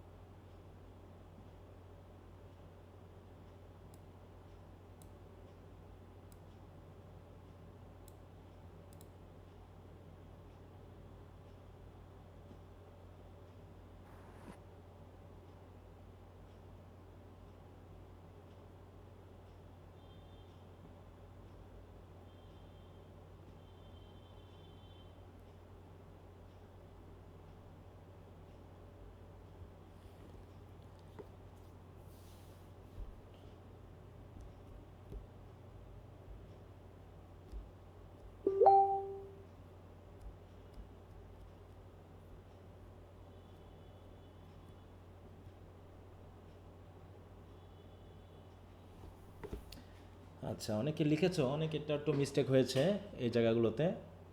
নাউন ফ্রেজে অনেক সময় এ বাদ পড়ে গেছে, হ্যাঁ, ডিটারমিনার বাদ পড়ে গেছে। এইখানেই ভুলগুলো তোমাদের মেনলি হয়ে থাকে, হ্যাঁ।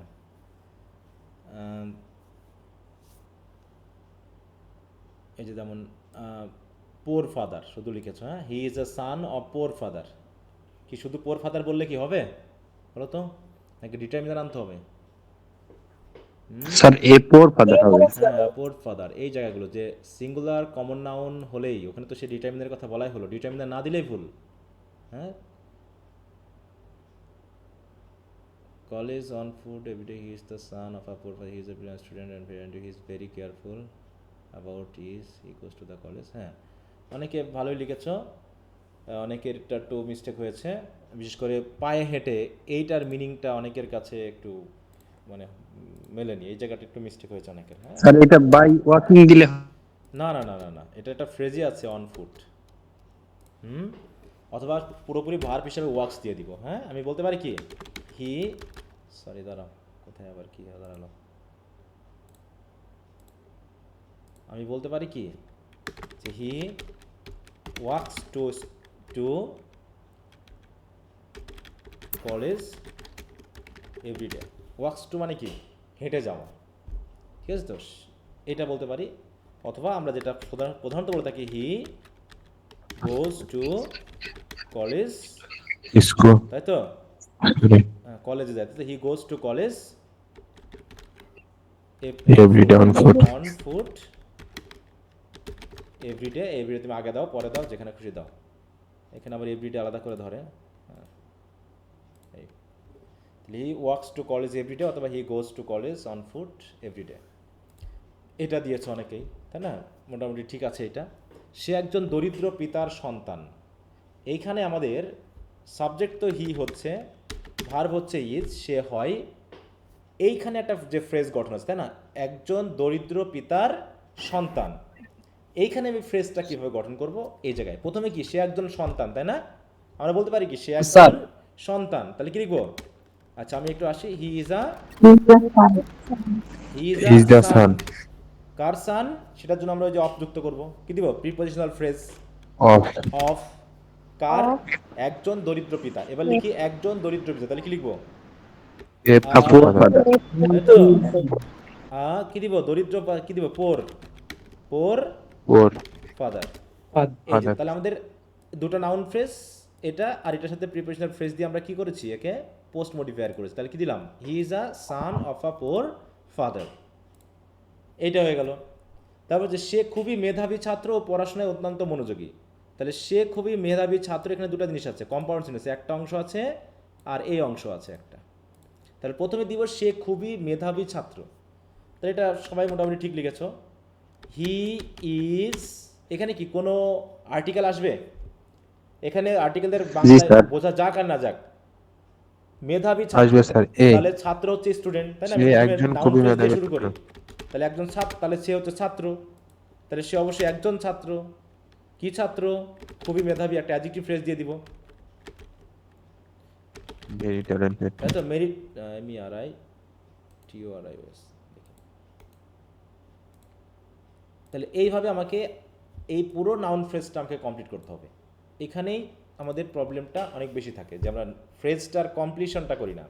তাহলে he is a very meritorious, wise, intelligent, যা খুশি, ট্যালেন্টেড, যা খুশি বলো, সবারই ঠিক হয়েছে অ্যাডজেক্টিভ ব্যবহার করা। অ্যান্ড এবার বলছে সে আবার কি, পড়াশোনায় অত্যন্ত মনোযোগী। নাকি কে মনোযোগী? ওই হি। আমরা এখানে কি হি লিখতে পারতাম, কিন্তু রিপিটেশন হতো, তাই দিলাম না। আবার আমরা এখানে ইজও ইউজ করতে পারতাম, কিন্তু আগে তো ইজ ইউজ করা হয়ে গেছে। তাহলে অ্যান্ড দিয়ে যখন আমরা কোনো সেন্টেন্স যুক্ত করি, তখন প্রথম সেন্টেন্সে যা কিছু রিপিট হবে, তাই তো, প্রথম সেন্টেন্সের সাথে যা কিছু মিলবে সেগুলোকে আমরা কি করি না, ব্যবহার করি না। যে তার থেকে কি লিখি? অত্যন্ত মনোযোগী, তাহলে কি দিব? অত্যন্ত, Very attentive, extremely, extremely attentive, attentive, কিসের প্রতি? in his study. in his studies. দিব, ঠিক আছে তো? স্টাডিজ, পড়াশোনা অর্থে আমরা দিব স্টাডিজ, এইটা। স্যার এটা ইন নাকি টু হবে? অ্যাটেন্টিভ টু, ঠিক আছে তো? মনোযোগী, অ্যাটেন্টিভ টু হিজ পড়াশোনার আচ্ছা, তারপর হচ্ছে কি, সে, তাহলে এটুকু গেল। তো আশা করি সবার মিলেছে। কারো কি কোনো সমস্যা আছে? এখানে অনেকে ভেরি দিয়েছো, তাতেও কোনো সমস্যা না। অ্যাটেন্টিভের জায়গায় কেউ কিছু মানে বাড়তি দিয়েছো কিনা অ্যাটেন্টিভের সাথে আর অন্য কিছু? ফোকাসড অন দিয়েছি। জি স্যার দিয়েছি। ফোকাসড একটু অন্য অর্থে Very বোঝায়, nice. হ্যাঁ হ্যাঁ, ফোকাসড একটু অন্য অর্থে দেয়, তোমার অ্যাটেন্টিভ দিবা। ফোকাসটাকে আরও অন্য একটু বিশ্লেষণ, একটু সূক্ষ্ম অন্য অর্থ আছে। হ্যাঁ, এখন ব্যবহার করা যাবে, সেটা সমস্যা না। অ্যাটেন্টিভ দিয়েছো, ফোকাস দিয়েছো, অ্যাটেন্টিভ দিয়েছো, অ্যাটেন্টিভ, অধিকাংশ অ্যাটেন্টিভ দিয়েছো, অ্যাটেন্টিভ টু হিজ স্টাডিজ। ওকে, এটা ব্যবহার করছে। তারপর কি বলছে? সে তার দায়িত্ব কর্তব্যের ব্যাপারে খুবই সচেতন। এখানে একই ঘটনা, তাই না? তাহলে হি ইজ অ্যাওয়ার দিয়েছো, কেউ কেউ কনসাস দিয়েছো, আর কি দিয়েছো? স্যার রেসপন্সিবল হয় না? না, ওটা তুমি রেসপন্সিবিলিটি তো ব্যবহারই করবা। কনসাস দিয়েছো, তাই তো? He is aware, conscious, conscious, আর কি দিয়েছো? কেয়ারফুল। কেয়ারফুল, কনসার্ন হয়। কনসার্ন একটু অন্য অর্থ, কনসার্ন একটু নেগেটিভ পজিটিভ দুটো অর্থ আসে, ওটা দেবো না জায়গায়। হ্যাঁ, কেয়ারফুলের সাথে প্রিপারেশন হয় কি হয় বলো তো?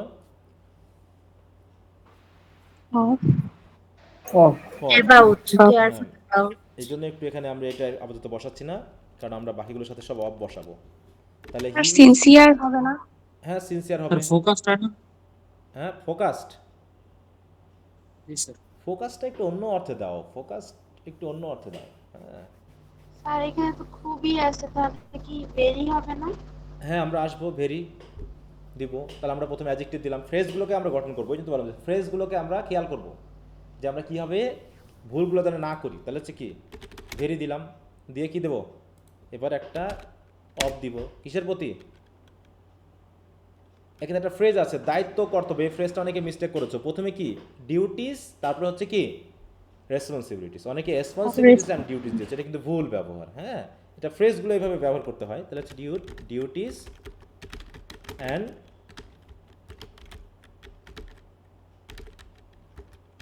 স্যার এখানে অ্যাবাউট হবে না, about his duties and responsibilities?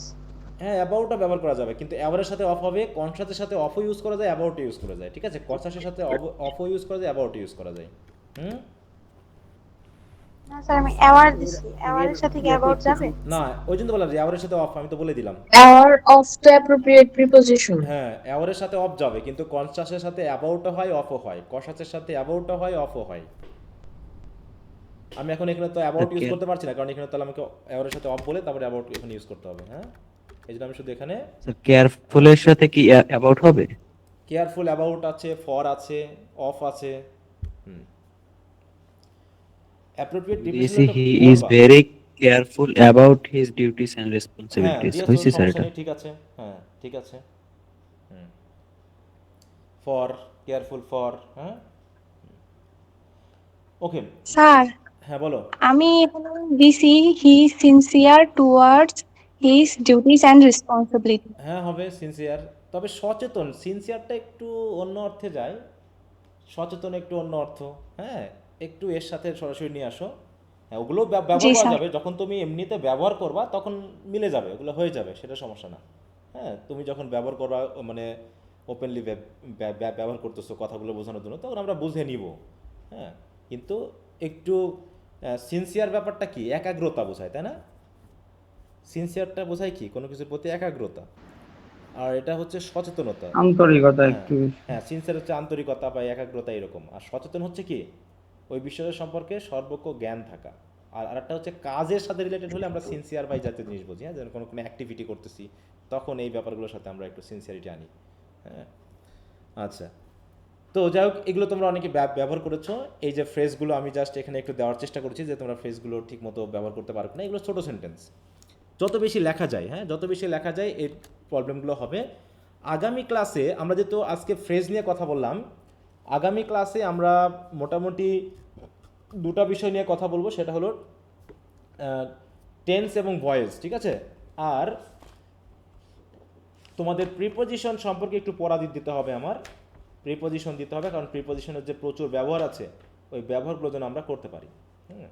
আগামী দিন ভয়েস এবং টেন্সের এই অধ্যায়টুকু তোমাদেরকে পড়ে শেষ করতে হবে, কারণ একই টেন্সের যে বিভিন্ন ধরনের ব্যবহার আছে এইগুলো আমরা অনেক সময় জানি না, এইখানে আমাদের প্রবলেমটা অনেকখানি হয়ে যায়। তো যাই হোক, আরও কিছু সেন্টেন্স আমরা এখন একটু লিখি, এখন একটু বড় সেন্টেন্স লিখবো। ঠিক আছে, বড় সেন্টেন্স যতই আমরা লিখি না কেন, আমরা ঠিক ওই ছোট ছোট করেই ভেঙে নিয়েই তারপর আমরা বড় সেন্টেন্সগুলো লিখবো। আচ্ছা সবাই, আচ্ছা এইটুকুর ভিতরে কারো কোনো কথা আছে? এইটুকুর ভিতরে যেটুকু আমরা করলাম, না স্যার। ভেরি দেই, ওইটা কি ভেরি লিখবো নাকি আগের ক্লজে লিখছি থেকে ওইটা উঠাই দিব? কোনটা হি ইজ? না না স্যার, ওই যে এক্সট্রিমলির জায়গায় যদি ভেরি লিখি, ওই ভেরি কি আরেকবার লিখবো নাকি উঠাই দিব, যেহেতু আগে একবার ভেরি ব্যবহার হয়েছে? এই জায়গায় দিয়েছো তাই তো?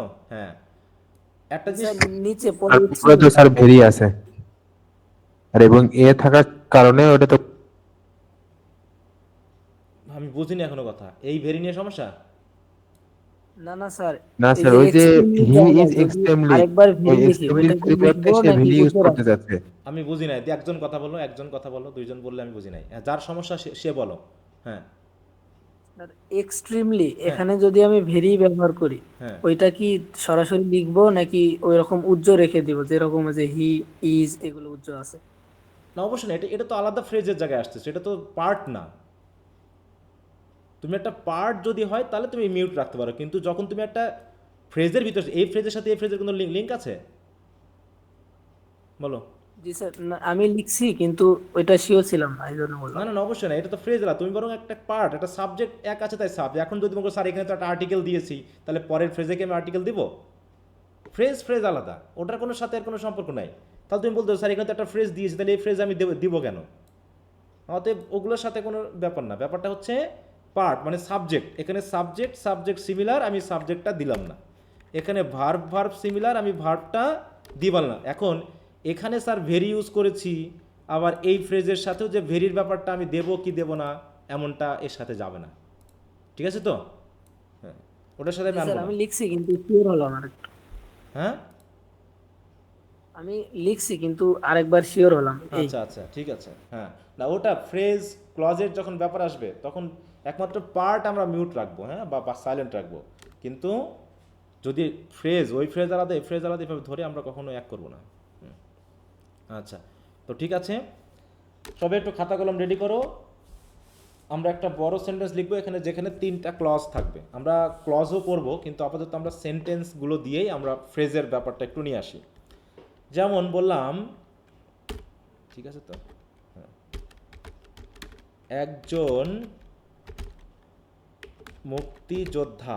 আমি যখনই বলতেছি তখন তোমাদের কাজ হবে এর সাথে ওয়ার্ডগুলোকে সাথে সাথে খুঁজে না, মানে মনে করো তুমি লিখতেছো, আমি কিন্তু এখানে সেন্টেন্সগুলো লিখে দিতে পারতাম আগে থেকে, কিন্তু মনে করো যে আমরা লিখতেছি, ব্যাপারটা এরকম, এই সেন্সটা আনতে হবে যে মনে করো আমরা লিখতেছি, যে আমি একজন লিখতেছি, তাহলে একজন মুক্তিযোদ্ধা কি করে, সর্বত্র ও সর্বদা সম্মানিত হয়। এইটুকু একটা হয়ে গেল অংশ, তাই না? কারণ তারা একটি মহৎ উদ্দেশ্যের জন্য লড়াই করে। এটা একটা অংশ হলো। দেখো যখনই লিখতেছি তখন তো একটা অংশ, সেন্টেন্স যত বড় হোক আমি শুধু একটা করে অংশ দেখব, তাহলে আমার বড় সেন্টেন্স হলে ভয় পাওয়ার কোনো কারণ। তাহলে একজন মুক্তিযোদ্ধা সর্বত্র ও সর্বদা সম্মানিত হয়, এটা তো একটা সেন্টেন্স নাকি? জি স্যার। তারপরে কারণ তারা একটি মহৎ উদ্দেশ্যের জন্য লড়াই করে, এটা একটা অংশ। এবার বলতেছি যা ছিল তাদের মাতৃভূমির স্বাধীনতা। তাহলে এখানে টোটাল কয়টা ক্লজ আছে বলে তোমার মনে হয়? যখন আমি লিখলাম কয়টা ক্লজ আছে এখানে? 3টা। আচ্ছা, তাহলে এখন এই সেন্টেন্সটা সবাই এখন লিখতে থাকো, দেখি সবাই লেখো এটা কোনটা অ্যাডজেক্টিভ ক্লজ মানে ফ্রেজ হবে, কোনটা নাউন ফ্রেজ হবে, ঠিক এইভাবে ধরে ধরে বোঝার চেষ্টা করবা। একবার বেসিক ব্যাপারটা বুঝে নিতে পারলে হবে। দেখি আজকে উপস্থিতি কতজন? রাইটিংয়ের জন্য তো সবাই ফেটে পড়তেছিল। উপস্থিত হচ্ছে আজকে 56 জন। উপস্থিত থাকার কথা কয়জন? নাকি সবাই রেকর্ড ক্লাস দেখে শিখে নিবে?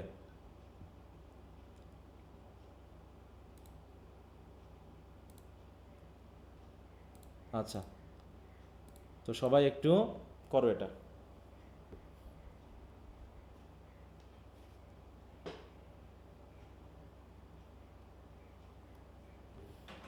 এটার জন্য সময় হচ্ছে 3 মিনিট।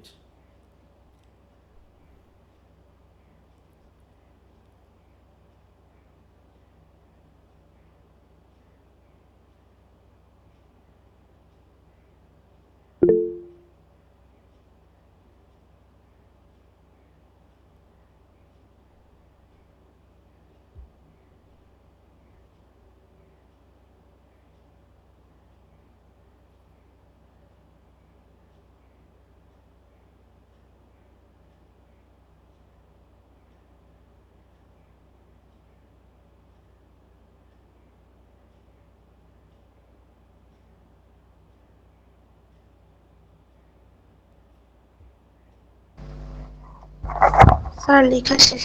আচ্ছা দাঁড়াও, সবাই লিখুক।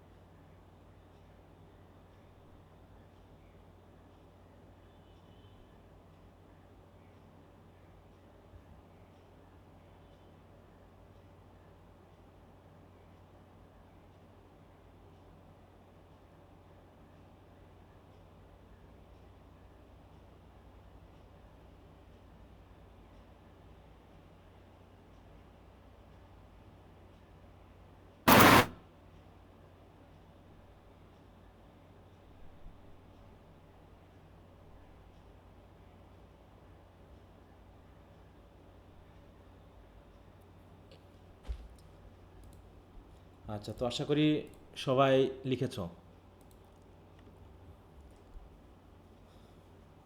লিখছো তো সবাই নাকি?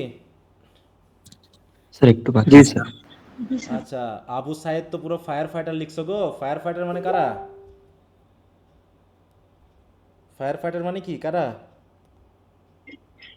আগুন নেভায় যাবে আগুন নিভে- হ্যাঁ, দমকল বাহিনী, তারা হয়ে গেছে ফায়ার ফাইটার। তুমি তো লিখে ফেলেছো ফায়ার ফাইটার, হ্যাঁ? এবং সেন্টেন্স কি কমপ্লিট হয়েছে তোমার? তোমার এখানে তো কোনো ফাইনাইট ভার্ব নেই। দেখি জায়গাগুলো একটু টাচ করি, দেখি লেখার মাধ্যমে বুঝতে পারবো। Fire fighter always been honourable because they fought for a greater purpose, that is the liberty of their motherland. Okay, মোটামুটি লিখেছো, দু এক জায়গায় ভুল আছে। A freedom fighter is always respectable, sorry respected in everywhere, হ্যাঁ, because they fought for a great purpose. আমার কি কথাবার্তাগুলো একটু মিস্টেক হয়েছে নাকি টেন্সে? একজন মুক্তিযোদ্ধা সর্বত্র সর্বাধিক সম্মানিত হয় কারণ তারা একটি মহৎ উদ্দেশ্যের জন্য লড়াই করে, তাই তো? আর ওখানে করেছিলেন হবেন। করেছিল, হ্যাঁ, এই জায়গায় একটু, হ্যাঁ, করেছিল যা ছিল তাদের মাতৃভূমির স্বাধীনতা। কিন্তু করে দিলেও হবে, করেটা ওই সেন্সে হবে, পাস্ট টেন্সের সেন্সেই ওটাও হবে, হ্যাঁ। আচ্ছা, তো দেখি আমার এখানে প্র্যাকটিসটা বড় কথা। একটা সেন্টেন্স দিয়ে তুমি সঠিকভাবে করতে পারছো কিনা সেটা পারলে। Was the independence of the motherland. Okay, Mubashira লিখেছো freedom fighter is always respected everywhere because আবার আলাদা হয়ে গেল কেন? Because they fought for a greater purpose which was the freedom of their homeland. Okay, a freedom fighter is respected everywhere and always because they fought for a noble cause which was the independence of their motherland. Okay, ঠিক আছে। তাসনিম মুনিরা বলেছ freedom fighter is respected, two everywhere বলা দরকার নেই, এভরিহোয়ারই হবে, and always because they ফট। এই বিকজটা সব আলাদা করে ফেলেছো, হ্যাঁ? ক্লজকে কখনো আলাদা করা যায়? প্রিন্সিপাল ক্লজের সাথে রাখতে হবে, because they fought for a greater reason to free their motherland. এখানে একটু মিস্টেক হয়েছে কারণ যা ছিল এই জায়গাটা একটু মিস্টেক হয়েছে। A freedom fighter is respected always and everywhere because they fight for a greater purpose, that is the freedom of their motherland.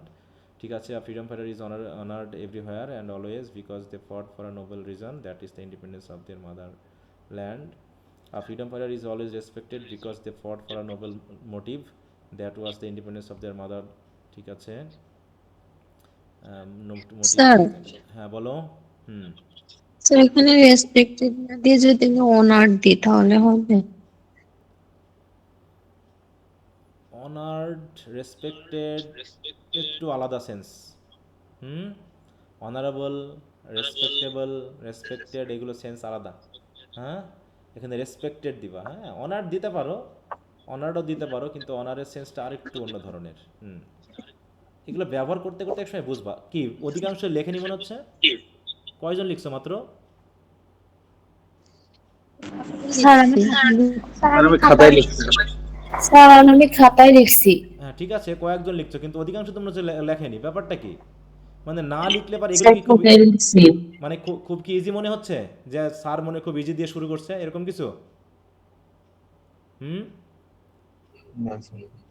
অনেকের কাছে তো তাই মনে হচ্ছে যে এখন তো স্যার এখন সহজ পড়াচ্ছে, ওগুলো আমরা পারি, আমরা তাহলে আরও 1 মাস ক্লাসটা হয়ে যাক, তারপরে আমরা যুক্ত হব ক্লাসে। তোমাদের নিয়ে আসলে স্বপ্ন দেখা করা খুব কঠিন। A freedom fighter gets respect everywhere because he has done a noble thing for the independence of his motherland. একটু আমি যেভাবে দিয়েছি সেইভাবে লেখার চেষ্টা করো। লিমন খান, তোমার সেন্সটা ভুল হয়নি, কিন্তু আমি যেভাবে দিয়েছি আমি সেইভাবে তোমার কাছ থেকে চাচ্ছি, হ্যাঁ। ক্লজগুলো বিশেষ করে চাচ্ছি, ক্লজের এই যে ইউজগুলো সেগুলো যা চাচ্ছি আমি। কি বুঝতে পারছো? হ্যাঁ, আমি যেভাবে দিয়েছি সেভাবে একটু লেখার চেষ্টা করো। তুমি লিখেছো যারটা ঠিক আছে, মানে আমাদের ওই যে বললাম না, ওটা হচ্ছে কি সামারি, বা আমরা বলতে পারি প্যারাফ্রেজিং হয়েছে, যে ওটা যা বলেছি তার থেকে তুমি অন্যভাবে করেছো, এটাও ঠিক আছে। কিন্তু আমি যেটা বলতেছি সেটা একটু করলে ভালো হতো, কারণ আমি দেখতে যাচ্ছি যে তোমরা এইগুলোকে ঠিকমতো করতে পারছো কিনা। ফট টু আ গ্রেট পারপাস, এটা হয় না, টু হয় না, ফর হবে। ফাইট ফর মানে কোনো কিছুর জন্য যুদ্ধ করা, কোনো উদ্দেশ্যে। দ্যাট ইজ ফ্রিডম অফ, এখানে that is the freedom of there mother land. Mother কি একসাথে হবে, মাদারল্যান্ড কি একসাথে হবে না মাদারল্যান্ড আলাদা আলাদা হবে? ওয়ার্ডটা বলো তো। আচ্ছা, তো ঠিক আছে, তো দেখি। টাইপ মিস্টেক হয়ে গেছে আর কি। আচ্ছা, বুঝতে পেরেছি, সমস্যা না। ওকে, তাহলে এখন আমি একটু করাই দিই। অধিকাংশ সবাই ভালোই লিখছো, খারাপ লেখনি।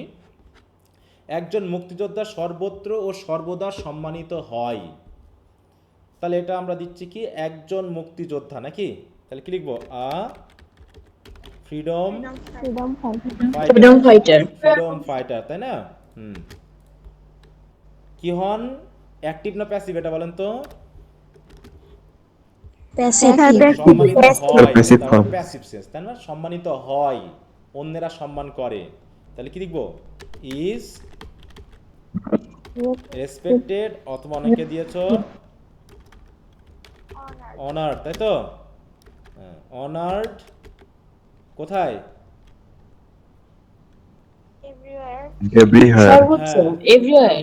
and always. এভরিওয়্যার। এইখানে একটু খেয়াল রাখবা, অলওয়েজটাকে আলাদাভাবে না দিয়ে আমরা অ্যাডভার্ব হিসেবে এর ভিতরে কোথাও দিতে পারি। বাংলায় অনেক সময় যা হয় তার থেকে ইংরেজিতে একটু ভিন্ন হয়। এই অলওয়েজকে কখনো আমরা অ্যান্ড দিয়ে যুক্ত করব না, ঠিক আছে তো? তাহলে কি দেবে এই জায়গায়? Okay, sir. সাহায্যকারী ভাবে মূল Is always respected everywhere. হ্যাঁ, তাহলে কি দেবো? আর freedom fighter is always respected and honoured everywhere. এবার দিব হচ্ছে কি বিকজ। দেখো, বিকজ দিয়ে আমরা কিন্তু একটা সাবঅর্ডিনেট ক্লজ শুরু করছি। সেই ক্লজকে যদি আমি এখন প্রিন্সিপাল ক্লজ থেকে সেপারেট করি, তাহলে কি আমরা ফুল সেন্টেন্স পাবো? আমি বলো তো। না স্যার, না স্যার। তার অনেকে তোমরা বিকজটাকে আলাদা করে করেছে, এখানে কিন্তু আরেকটা ভুল হয়। বিকজ, আরে বাবা রে, বিকজ, এবার বিকজটা দেওয়ার বললাম, তারা একটি মহৎ উদ্দেশ্যের জন্য লড়াই করেছিল। বিকজ দে ফট, ফটের সাথে ফর, তাই তো? মহৎ, তাহলে কি এখানে তাহলে মহৎ উদ্দেশ্য কি? নোবেল, তাই তো? বা নভেল, আর কিছু কেউ দিয়েছো? ম্যাগনানিমাস। ম্যাগনানিমাস, স্যার ম্যাগনানিমাস বলতে পারো? Magnificent purpose. ম্যাগনানিমাস যে ওয়্যার হবে না কেন? এটাতে প্যাসিভ করবো আমরা, এটা তো অ্যাক্টিভ। তারা যুদ্ধ করেছিল নাকি কন্টিনিউয়াস টেন্স করবা? তুমি কন্টিনিউয়াস টেন্স করবে এটা যে যুদ্ধ করতেছিল? না স্যার, এটা পাস্ট বিভার একটা সেন্টেন্সে দুই কারণে আসে, একটা হয় কন্টিনিউয়াস টেন্স হবে, না হয় প্যাসিভ হবে। তুমি কি এটা কন্টিনিউয়াস টেন্সে চাচ্ছিলা নাকি প্যাসিভে চাচ্ছিলা? যুদ্ধটা কারা করতেছিল? তারাই তো করতেছিল যুদ্ধ, নাকি? তাহলে আমি অ্যাক্টিভ করবো না প্যাসিভ করবো বলো তো? অ্যাক্টিভ। Sir active. তাহলে অ্যাক্টিভ হলে তো ওয়্যার আসার কোনো প্রশ্ন নেই। অ্যাক্টিভে ওয়্যার তখনই আসে যদি কন্টিনিউয়াস টেন্স করো অথবা লিঙ্কিং ভার্ব হিসেবে ইউজ করো, তাছাড়া ওয়্যার আসবে না। এই জন্য বললাম তো আমাদের আগামী দিন টেন্স এবং ভয়েসে আলোচনা নিয়ে আসতাম, তাহলে তোমাদের এই প্রশ্নটা অনেকের আছে। যাই হোক, দে ফট ফর আ, দেখো এই যে প্রিপোজিশনাল ফ্রেজ আমরা ইউজ করি, তাই না? ফর আ নোবেল আর ম্যাগনানিমাস, তাহলে কি এটা হলো অ্যাডজেক্টিভ, আর এ হলো আমাদের ডিটারমিনার। ম্যাগনিফিসেন্ট কি দিব? আচ্ছা, ম্যাগনিফিসেন্ট দিবা। দেখো, মহতের সাথে ম্যাগনিফিসেন্টটা যায় না, ম্যাগনিফিসেন্টটা উল্লেখযোগ্য বোঝায়, যেটা মহত্বের ওই সেন্সটা অতদূর যাবে না। এটা হচ্ছে মানে অনেক মানে কি বলবো, ডিগ্রির একটা ব্যাপার আছে, হ্যাঁ, যে মহৎ আর উল্লেখযোগ্য এই দুটা দিয়ে কি একই সেন্স বোঝানো যায়? না স্যার, বোঝানো যায়, তাই না? এই জন্য ওটা আমি দিচ্ছি না। তাহলে কি দেবো এখানে আমরা? উদ্দেশ্য জিনিস কি দেবো? অনেকে অনেকটা ইউজ করেছো, রিজন অনেকে দিয়েছো, মোটিভ নাকি, ইন্টেনশন, ইন্টেনশন, হ্যাঁ হ্যাঁ, পারপাস, ইন্টেনশন। স্যার এখানে এম হবে না, তাই না? আমি বুঝিনি, আবার বলো, জোরে বলো, শোনা যাচ্ছে না কথা। Sir purpose. হ্যাঁ, পারপাস তো দিয়েছি। স্যার এখানে এম কি হবে? হ্যাঁ, এন্ড, এন্ড, উদ্দেশ্য অর্থে এন্ড। হ্যাঁ, হবে, অবশ্যই হবে, এন্ড হবে, এইম হবে নাকি? তারপরে কি দিব? এইটুকু। তাহলে হচ্ছে they fought for a great noble magnanimous purpose reason motive cause and aim. কার জন্য? স্যার ইন্টেনশন হবে? না, ইন্টেনশনটা খারাপ অর্থে দেয় অনেক সময়, নেগেটিভ অর্থ আসে, ওটা আমরা মনে জায়গায়। মহৎ শব্দের সাথে আমরা নেগেটিভ কিছু যায় এরকম কিছু নিয়ে আসবো না, হ্যাঁ? তাহলে তারা একটি মহৎ উদ্দেশ্যের জন্য লড়াই করেছিল। এই উদ্দেশ্যটা কি? এবার আমরা সাবঅর্ডিনেট ক্লজ ইউজ করবো এখন। দ্যাট অথবা হুইস, নাকি হুইস অথবা that. G sir. That was, তাদের মাতৃভূমির স্বাধীনতা। তাহলে কি দিব?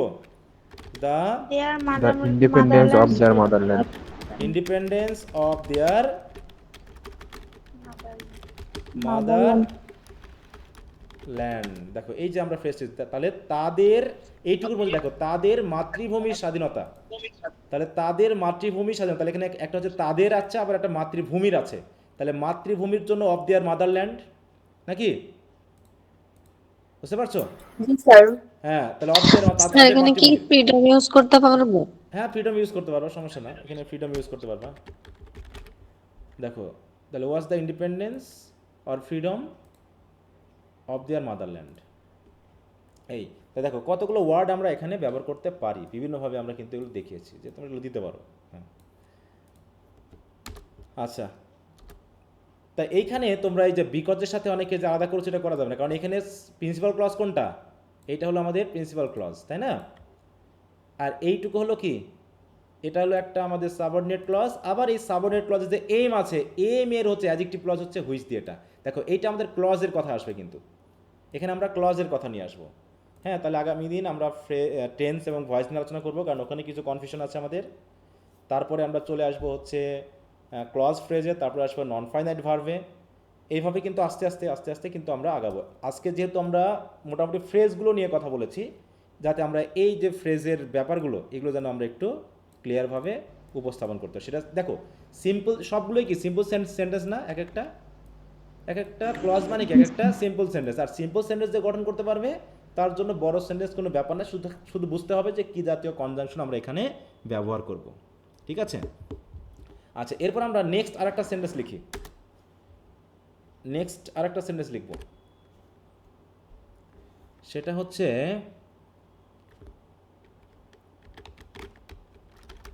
স্বাধীনতা একজন মানুষের জন্মগত কি অধিকার। দেখো কিছু কিছু আমরা বাংলায় অনেক সময় কিছু ওয়ার্ড অটোমেটিক চলে আসে না, ইংরেজিতে ওরকম আসতে হবে। কিন্তু কখনো কি ঘরে, কখনো ভিনদেশি কি একটা গান আছে না, ভিনদেশি শাসক, নাকি? শাসকদের ইংরেজি কি? রুলার্স।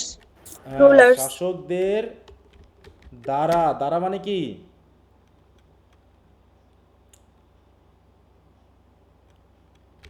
Sir by. হ্যাঁ, জাতির কাছে কি হবে? এটিকে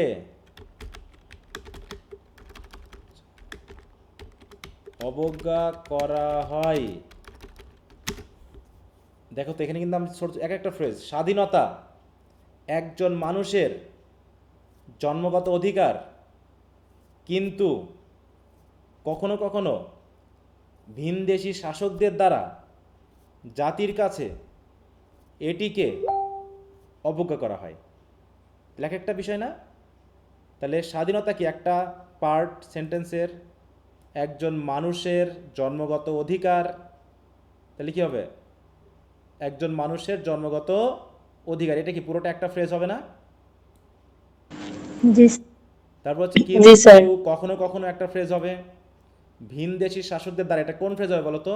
ভিনদেশি শাসকদের দ্বারা এটা কি জাতীয় ফ্রেজ হবে? Prepositional phrase. জাতির কাছে এটা কি জাতীয় ফ্রেজ হবে?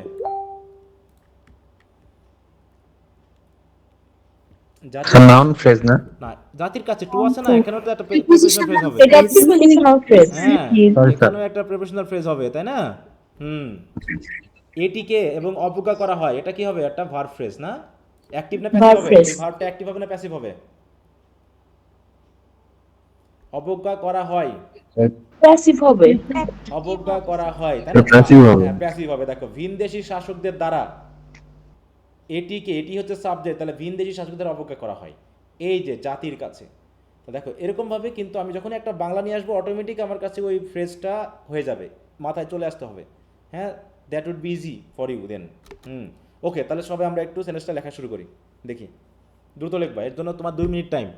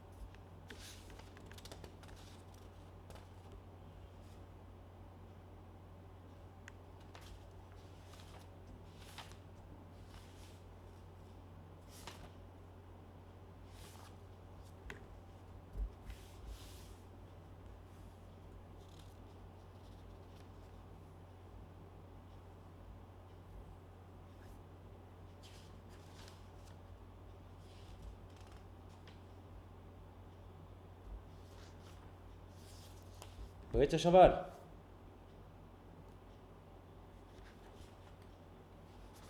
হুম,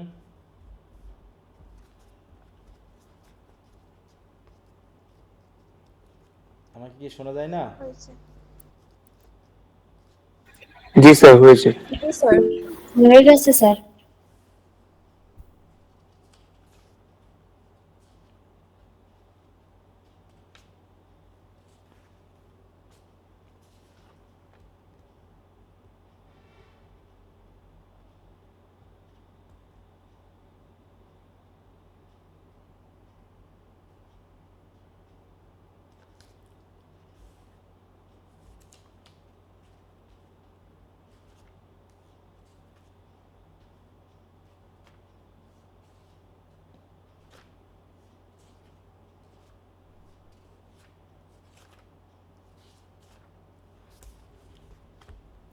আচ্ছা, তাহলে দেখি কে কি লিখেছো, একটু যদি এখানে মেসেজে হয়তো যারা লিখছো, না মেসেজ আর কেউ লেখনি, সব খাতা লিখছো না এবার? ও না, আছে জি আছে, স্যার। তো লিখছো, এই যে অনেকে লিখছো। আহ, আচ্ছা, আমি দেখি কয়েকজনের একটু।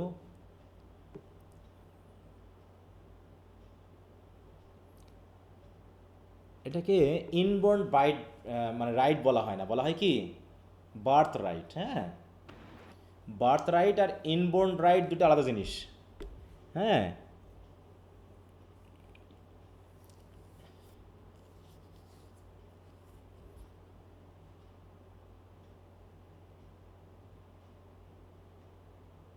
স্যার বাই বার্থ হয় না। ওটা আলাদা জিনিস, ওটা আবার আলাদা জিনিস, ওটা অন্য ফ্রেজ হবে। এখানে তো বাই বার্থ রাইট বলা যায়। হ্যাঁ, নো স্যার। ওটা তো প্রিপোজিশনাল ফ্রেজ, আর প্রিপোজিশনাল ফ্রেজ কি কখনো প্রিমোডিফায়ার হতে পারে? হবে না, ঠিক আছে। এখানে বার্থ রাইট,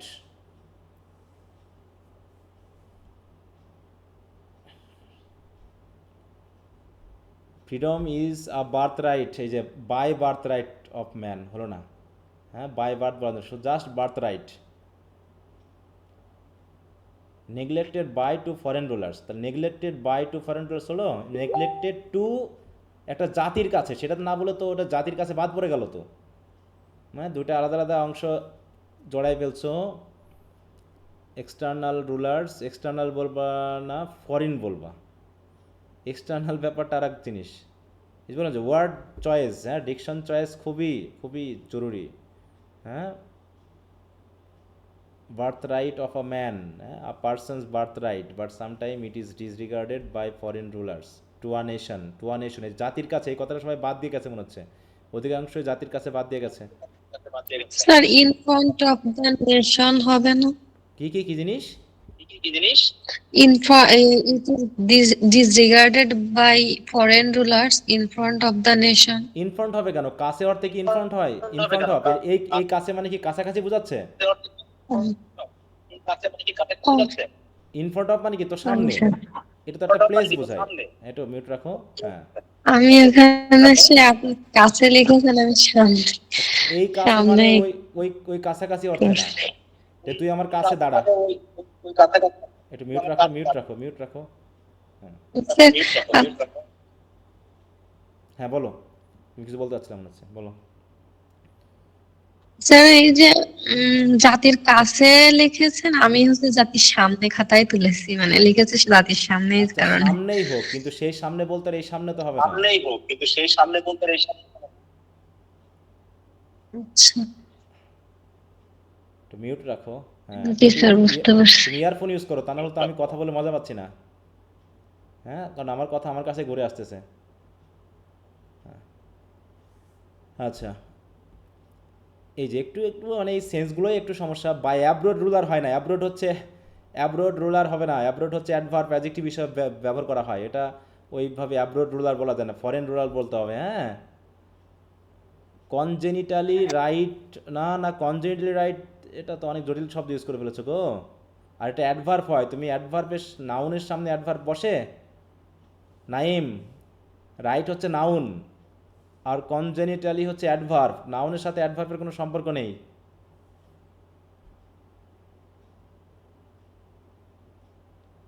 রুলার্স বানান ভুল হয়েছে মোহাম্মদ আহমেদের। হ্যাঁ মেঘলা স্যার এখানে কি কনডেম ব্যবহার করা যাবে? বলো। স্যার ওই যে অবজ্ঞা করা অর্থে কনডেম। কনডেম না না না না। এখানে অবজ্ঞা করা মানে হচ্ছে না দিতে চাওয়া, বুঝতে পারছো? স্বাধীনতা না দেওয়া, এটাকে বোঝাতে ব্যবহার করা হয়েছে। আর কনডেম মানে তো দোষারোপ করা, ওটা স্যার এখানে কোনো ভাবে কি আন্ডার এস্টিমেট দেওয়া যায়? না না না, আন্ডার এস্টিমেট আসবে না, আন্ডার এস্টিমেট আসবে না। এখানে নেগলেক্ট করা, অবজ্ঞা করা অর্থে না দেওয়াকে বোঝানো হচ্ছে, যে দিতে চায় না এইটা। এখানে নেগলেক্টেড ব্যবহার করেছো সে ঠিক আছে, সবচেয়ে ভালো ব্যবহার হয়ে হচ্ছে ডিনাইড, অস্বীকার করা, অবজ্ঞা করা মানে দিতে না চাওয়া। ডোমিনেট দিয়েছো, ডোমিনেট হবে না, মেঘলা মেঘ, এখানে ডোমিনেটের কথা আসছে না। আমি যেটা বলেছি সেটাতে নিয়ে আসো। হ্যাঁ ফরিনার রুলার্স হয় না, ফরেন রুলার্স হয়। হ্যাঁ মিথিলা, ফরিনার রুলার্স দুটাই নাউন হয়ে গেছে, ফরিনার মানে রুলার্স হবে না, হবে হচ্ছে ফরেন রুলার্স। হ্যাঁ আচ্ছা, it is neglected to a nation by foreign rulers, এটা ঠিক আছে। Independence is a man's birth right. Freedom is the right of every person, freedom is the birth right, জন্মগত কথাটা বাদ গেছে। But sometime foreign rulers do not respect a nation's freedom, do not respect of nations freedom. হ্যাঁ ঠিক ঠিক আছে, কিন্তু আমি যেভাবে প্যাসিভ প্যাসিভ দিয়ে বলেছি তুমি একটু ঘুরিয়ে বলেছো। হ্যাঁ এখানে অবশ্য রেসপেক্ট না দিয়ে তুমি বলবা হচ্ছে কি নেগলেক্ট। হ্যাঁ ডু নট রেসপেক্ট শব্দটি ইউজ না করে নেগলেক্ট দিবা। হ্যাঁ রেসপেক্ট করা, না করা আর অবজ্ঞা করা, এই দুটার মধ্যে কি কোনো পার্থক্য আছে বলো তো? একটা হচ্ছে রেসপেক্ট না করা, একটা হচ্ছে রেসপেক্ট না করা, আর একটা হচ্ছে অবজ্ঞা করা। এই দুটা কি একই সেন্সে হবে? স্যার রেসপেক্ট না করা আর অবজ্ঞা করা এই দুটা কিন্তু এক সেন্সে না। যেমন হচ্ছে অ্যাবসেন্ট আর জিরো কি এক জিনিস? অ্যাবসেন্ট আর জিরো, পরীক্ষায় অ্যাবসেন্ট আসা আর জিরো আসা দুটা কি এক জিনিস?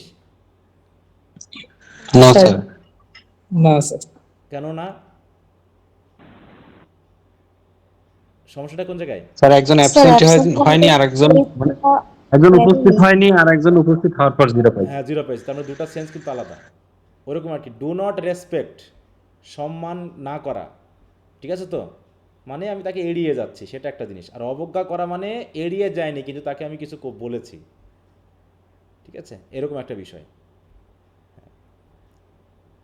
ইট is corns to a nation, it is corns to a nation পাই না, এটা প্যাসিভ অর্থ হবে কর্নস। এই জায়গাটা তোমরা বাংলাটা বুঝতে পারো নি। হ্যাঁ, এই অবজ্ঞা করা মানে না দেওয়া বোঝাচ্ছে, স্বাধীনতা না দেওয়া। তোমরা এই জায়গাটা অনেকেই স্কর্ন দিয়ে মিস করেছো। ওই জন্য বললাম যে বাংলা অর্থটার সাথে তোমাকে এই সেন্টেন্সের অর্থটাকে সামঞ্জস্যপূর্ণ করে নিতে হবে, তা না হলে দেখা যাচ্ছে বাংলা ট্রান্সলেশন করতে গিয়ে ওই ওয়ার্ড মিনিং আমাকে সঠিক জিনিস দিবে না।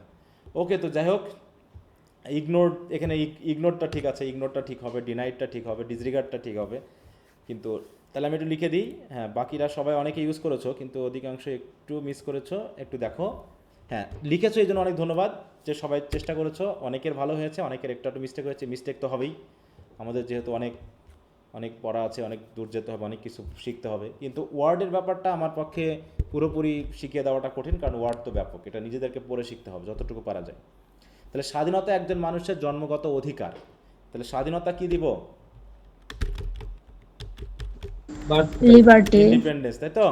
হ্যাঁ, ইন্ডিপেন্ডেন্স, লিবার্টি, ফ্রিডম, নাকি?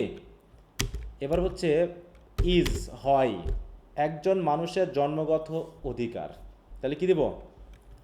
ইজ আ বার্থ রাইট, নাকি? Birth right of a man, ঠিক আছে? তাহলে ইন্ডিপেন্ডেন্স ইজ, স্যার ম্যানস বার্থরাইট দিলে কি হবে? ম্যানসটা হবে, কিন্তু এইখানে এই জাতীয় ফ্রেজগুলো ভালো মানাই, ঠিক আছে তো? ওটাও হবে, কিন্তু এইরকমভাবে দেওয়ার চেষ্টা করবা। ওই জাতীয় অ্যাপোস্ট্রফি ইএসের ব্যবহারটা, এই ব্যবহারটা কিন্তু আমরা খুব বুঝতে হবে কি, দেখবা যে অধিকাংশ ক্ষেত্রে ব্যবহার খুব কম করা হয়। আমরা এস বাই এস এর, এই অ্যাপোস্ট্রফি এস এর ব্যবহারটা কিন্তু খুব কম পাই। দেখছো কিনা একটু খেয়াল করলে পারে বুঝতে পারবা। এই জায়গাটাতে আমরা একটু সাবধানতা অবলম্বন করব। আমরা যতটুকু পারবো এরকম ফ্রেজ দিয়ে যাতে আমরা পোস্ট মডিফাই করে ব্যবহার করতে পারি, তাহলে আমাদের জন্য ভালো হয়। হ্যাঁ, ওটাও ঠিক আছে। বলছি independence is a birth right of a man, ঠিক আছে তো? একদম ইজিলি আমরা ইউজ করব।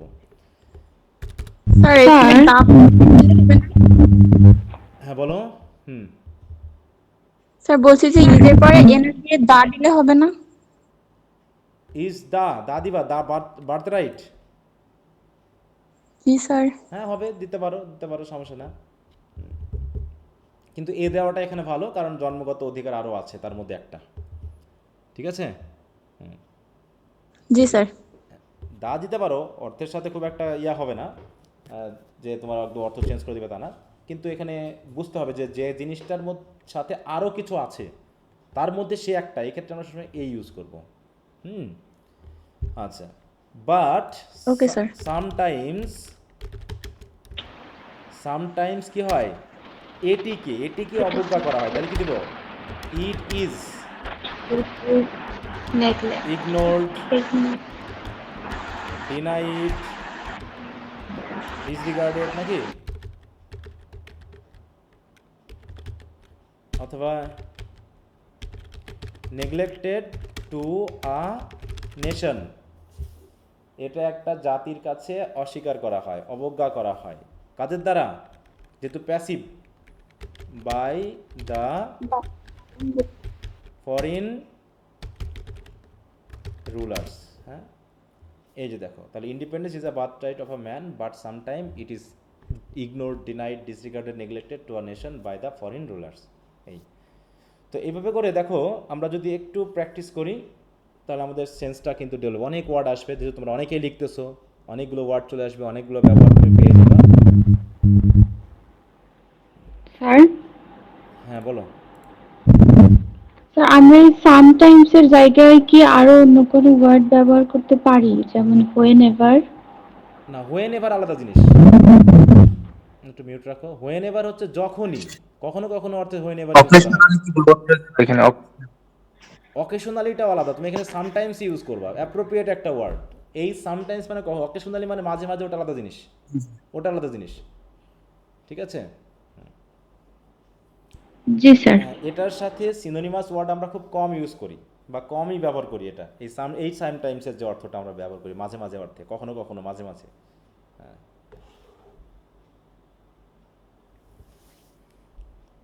স্যার হ্যাঁ বলো। টু এ নেশনটা কি শেষে আনতে পারবো? এটা মনে হয় কাছাকাছি দেওয়াটাই ভালো। ইগনোর টু আ নেশন, এটা Okay, sir. কাছাকাছি দেওয়াই ভালো। হ্যাঁ, তারপরে বায়া ফরেন রিলেশনটা পরে দাও। মানে সবসময় অর্থের সাথে একটা কানেকশন রাখবো, যে কোনটা মানে ওই যে চম্বুকের মতো, কোনটা চম্বুকত্ব একটু বেশি দিচ্ছে, যে কোনটা দিলে পারে কাজ হয়, এই সেন্সটাকে ডেভেলপ করতে হবে। হ্যাঁ, মানে পড়তে পড়তে এটা হয়ে যাবে অটোমেটিক। এটা যে তোমাকে একদম রুলস আছে, রেগুলেশন আছে তা না, এবং তুমি আগে পরে দিলে সেন্টেন্সের কোনো মিস্টেক হবে না। কিন্তু ওই যে অর্থগতভাবে যে একটা টান, কোনটার সাথে কোনটা খুব কাছাকাছি যায়, সেই জায়গাটা একটু ভালো করে বুঝতে হবে। হ্যাঁ, আচ্ছা। তো যাও আমরা কিছু ইগনোরড বাই ফরেন রুলার্স এটা দিলে হবে না? বুঝলাম না। Sometimes a race ignored by foreign rulers. মানে বুঝলাম না, তোমার এরএস মানে কি বলতে চাচ্ছ? আবার একটু ক্লিয়ার করে বলো। জোরে বলো। স্যার আপনি বললেন না স্যার একটি জাতি স্যার বিদেশি শাসকদের দ্বারা মানে ইয়ে হয় আর কি, এটা বললাম। অবজ্ঞাটা কি জাতিকে করানো হচ্ছে নাকি ইন্ডিপেন্ডেন্স? আমার এই সেন্টেন্সের সাবজেক্টকে, এই সেন্টেন্সের সাবজেক্টকে এইটা দিয়ে কাকে বোঝাচ্ছে? জাতিকে বোঝাচ্ছে না ইন্ডিপেন্ডেন্সকে বোঝাচ্ছে? বলো। Sir independence. তাহলে তুমি জাতি আনতেছো কেন? জাতিকে দেওয়া হয় না ইন্ডিপেন্ডেন্স, সেটার কথা বলা হচ্ছে। তুমি তো জাতিকেই অবজ্ঞা করে দিলা, তাহলে তো বিপদ হয়ে যাবে। এখানে ইট দিয়ে কাকে বলছে যে এটিকে অবজ্ঞা করা হয়? এটিকে মানে কাকে? জাতিকে না স্বাধীনতাকে? ও স্যার বুঝছি, এখন বুঝছি স্যার। তাহলে জাতির কাছে এটিকে, জাতির কাছে এটিকে, বাংলাটা বুঝো। তাহলে জাতির কাছে, তাহলে তুমি জাতিকে যদি এখন সাবজেক্ট না, তাহলে এটি কোথায় যাবে বলো? তাহলে এটিকে জাতির কাছে দেওয়া হয় না, আরো প্রদান করা হয় না, এটা অর্থে ব্যবহার করা হয়েছে, ঠিক আছে? হ্যাঁ, আর রেস মানে জাতি ধরো না, ও রেস আলাদা জিনিস। জাতি অর্থে আমরা কি বুঝি এখানে? স্টেট বা নেশন বুঝি, ঠিক আছে? তো নেশনটাকে নেবে, কিন্তু রেস ওটা আলাদা জিনিস। রেস তো একটা দেশের ভিতরেও থাকতে পারে, থাকবে না বলো?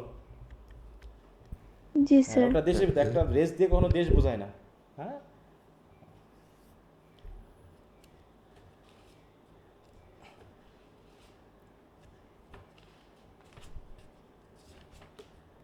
আচ্ছা। তো যাই হোক, আজকে তাহলে এই পর্যন্ত দিলাম। আমি তোমাদেরকে একটু কাজ দিব, যেটা হচ্ছে খুবই একটু পরিশ্রমের কাজ হবে। সেটা হচ্ছে রবীন্দ্রনাথ ট্যাগোরের যে লেটার টু মানে চেমসফোর্ড, নাকি লর্ড চেমসফোর্ড,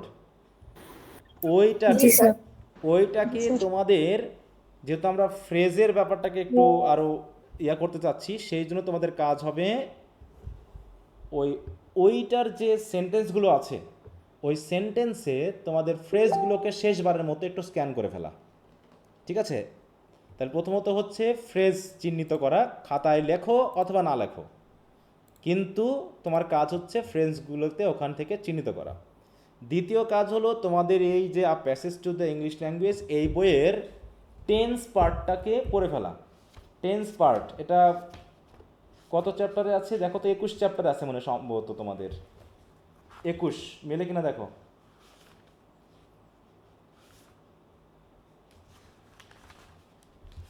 জি স্যার। হ্যাঁ, টেন্সের হচ্ছে চ্যাপ্টার 21। হ্যাঁ, এই দুটা কাজ একটু ভালো করে করা, কারণ টেন্স এবং ভয়েস এই দুটা জায়গা আমাকে একটু ভালো করে ধরতে হবে।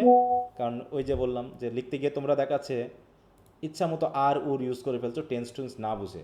হ্যাঁ, অনেকের লেখাতে এগুলো থাকে। এইগুলো শেষ করার পরে তখন আমরা আবার ওই যে ক্লজে যাব, তারপরে সেন্টেন্স স্ট্রাকচারে আসবো। এইভাবে করে আমাদের মোটামুটি গ্রামারের এই যে বেসিক জায়গাগুলো, এটা আমরা 1 মাসের আলোচনায় নিয়ে আসবো, ঠিক আছে? তো তারপরে আমাদের 2 মাস চলবে শুধু লেখা। হ্যাঁ, আর ওয়ার্ড পড়েছো সবাই? জি স্যার। স্যার ওয়ার্ড নিশ্চয়ই পড়েছো। তাহলে প্রতিদিন যেহেতু তিনটা করে তো হ্যাঁ প্রতিদিন জি, স্যার। তিনটা করে, তার মানে তোমাদের কাজ হচ্ছে আবার ক্লাস আছে কবে আমাদের? শুক্রবার। আপনি যে শুক্রবারে। শিটটা দিছেন ওইখানে তো একটা ওয়ার্ডেরই আর কি নাউন অ্যাডজেক্টিভ অ্যাডভার্ব, মানে আমরা কি একটা ওয়ার্ড বলতে ওই একটা ওয়ার্ডের যে নাউন অ্যাডজেক্টিভ অ্যাডভার্ব এই তিনটাকে একসাথে বলবো? হ্যাঁ, তাহলে আলাদা করে কেমন করবো? তাহলে আলাদা করে করলে কি হবে? একটা ওয়ার্ড দেখলে তো বাকিগুলো তো শর্টকাটে জেনে যাওয়া যায়, নাকি ওটার জন্য আরো বেশি কঠিন হয়ে যাচ্ছে?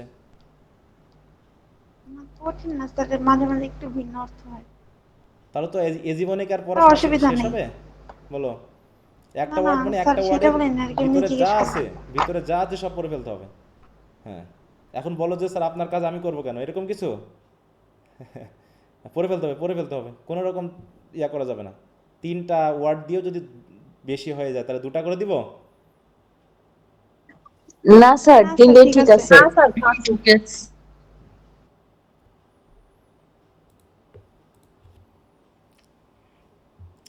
আচ্ছা, তো ঠিক আছে, তাহলে সবাইকে আজকের মতো ধন্যবাদ। যে পড়াগুলো বললাম আমি এখানে লিখে দিব, তোমরা একটু পড়ে নিবা। হ্যাঁ, আচ্ছা, ওকে, সো গুড নাইট। ওকে, আর একটু ক্লাসগুলো নিয়মিত করো।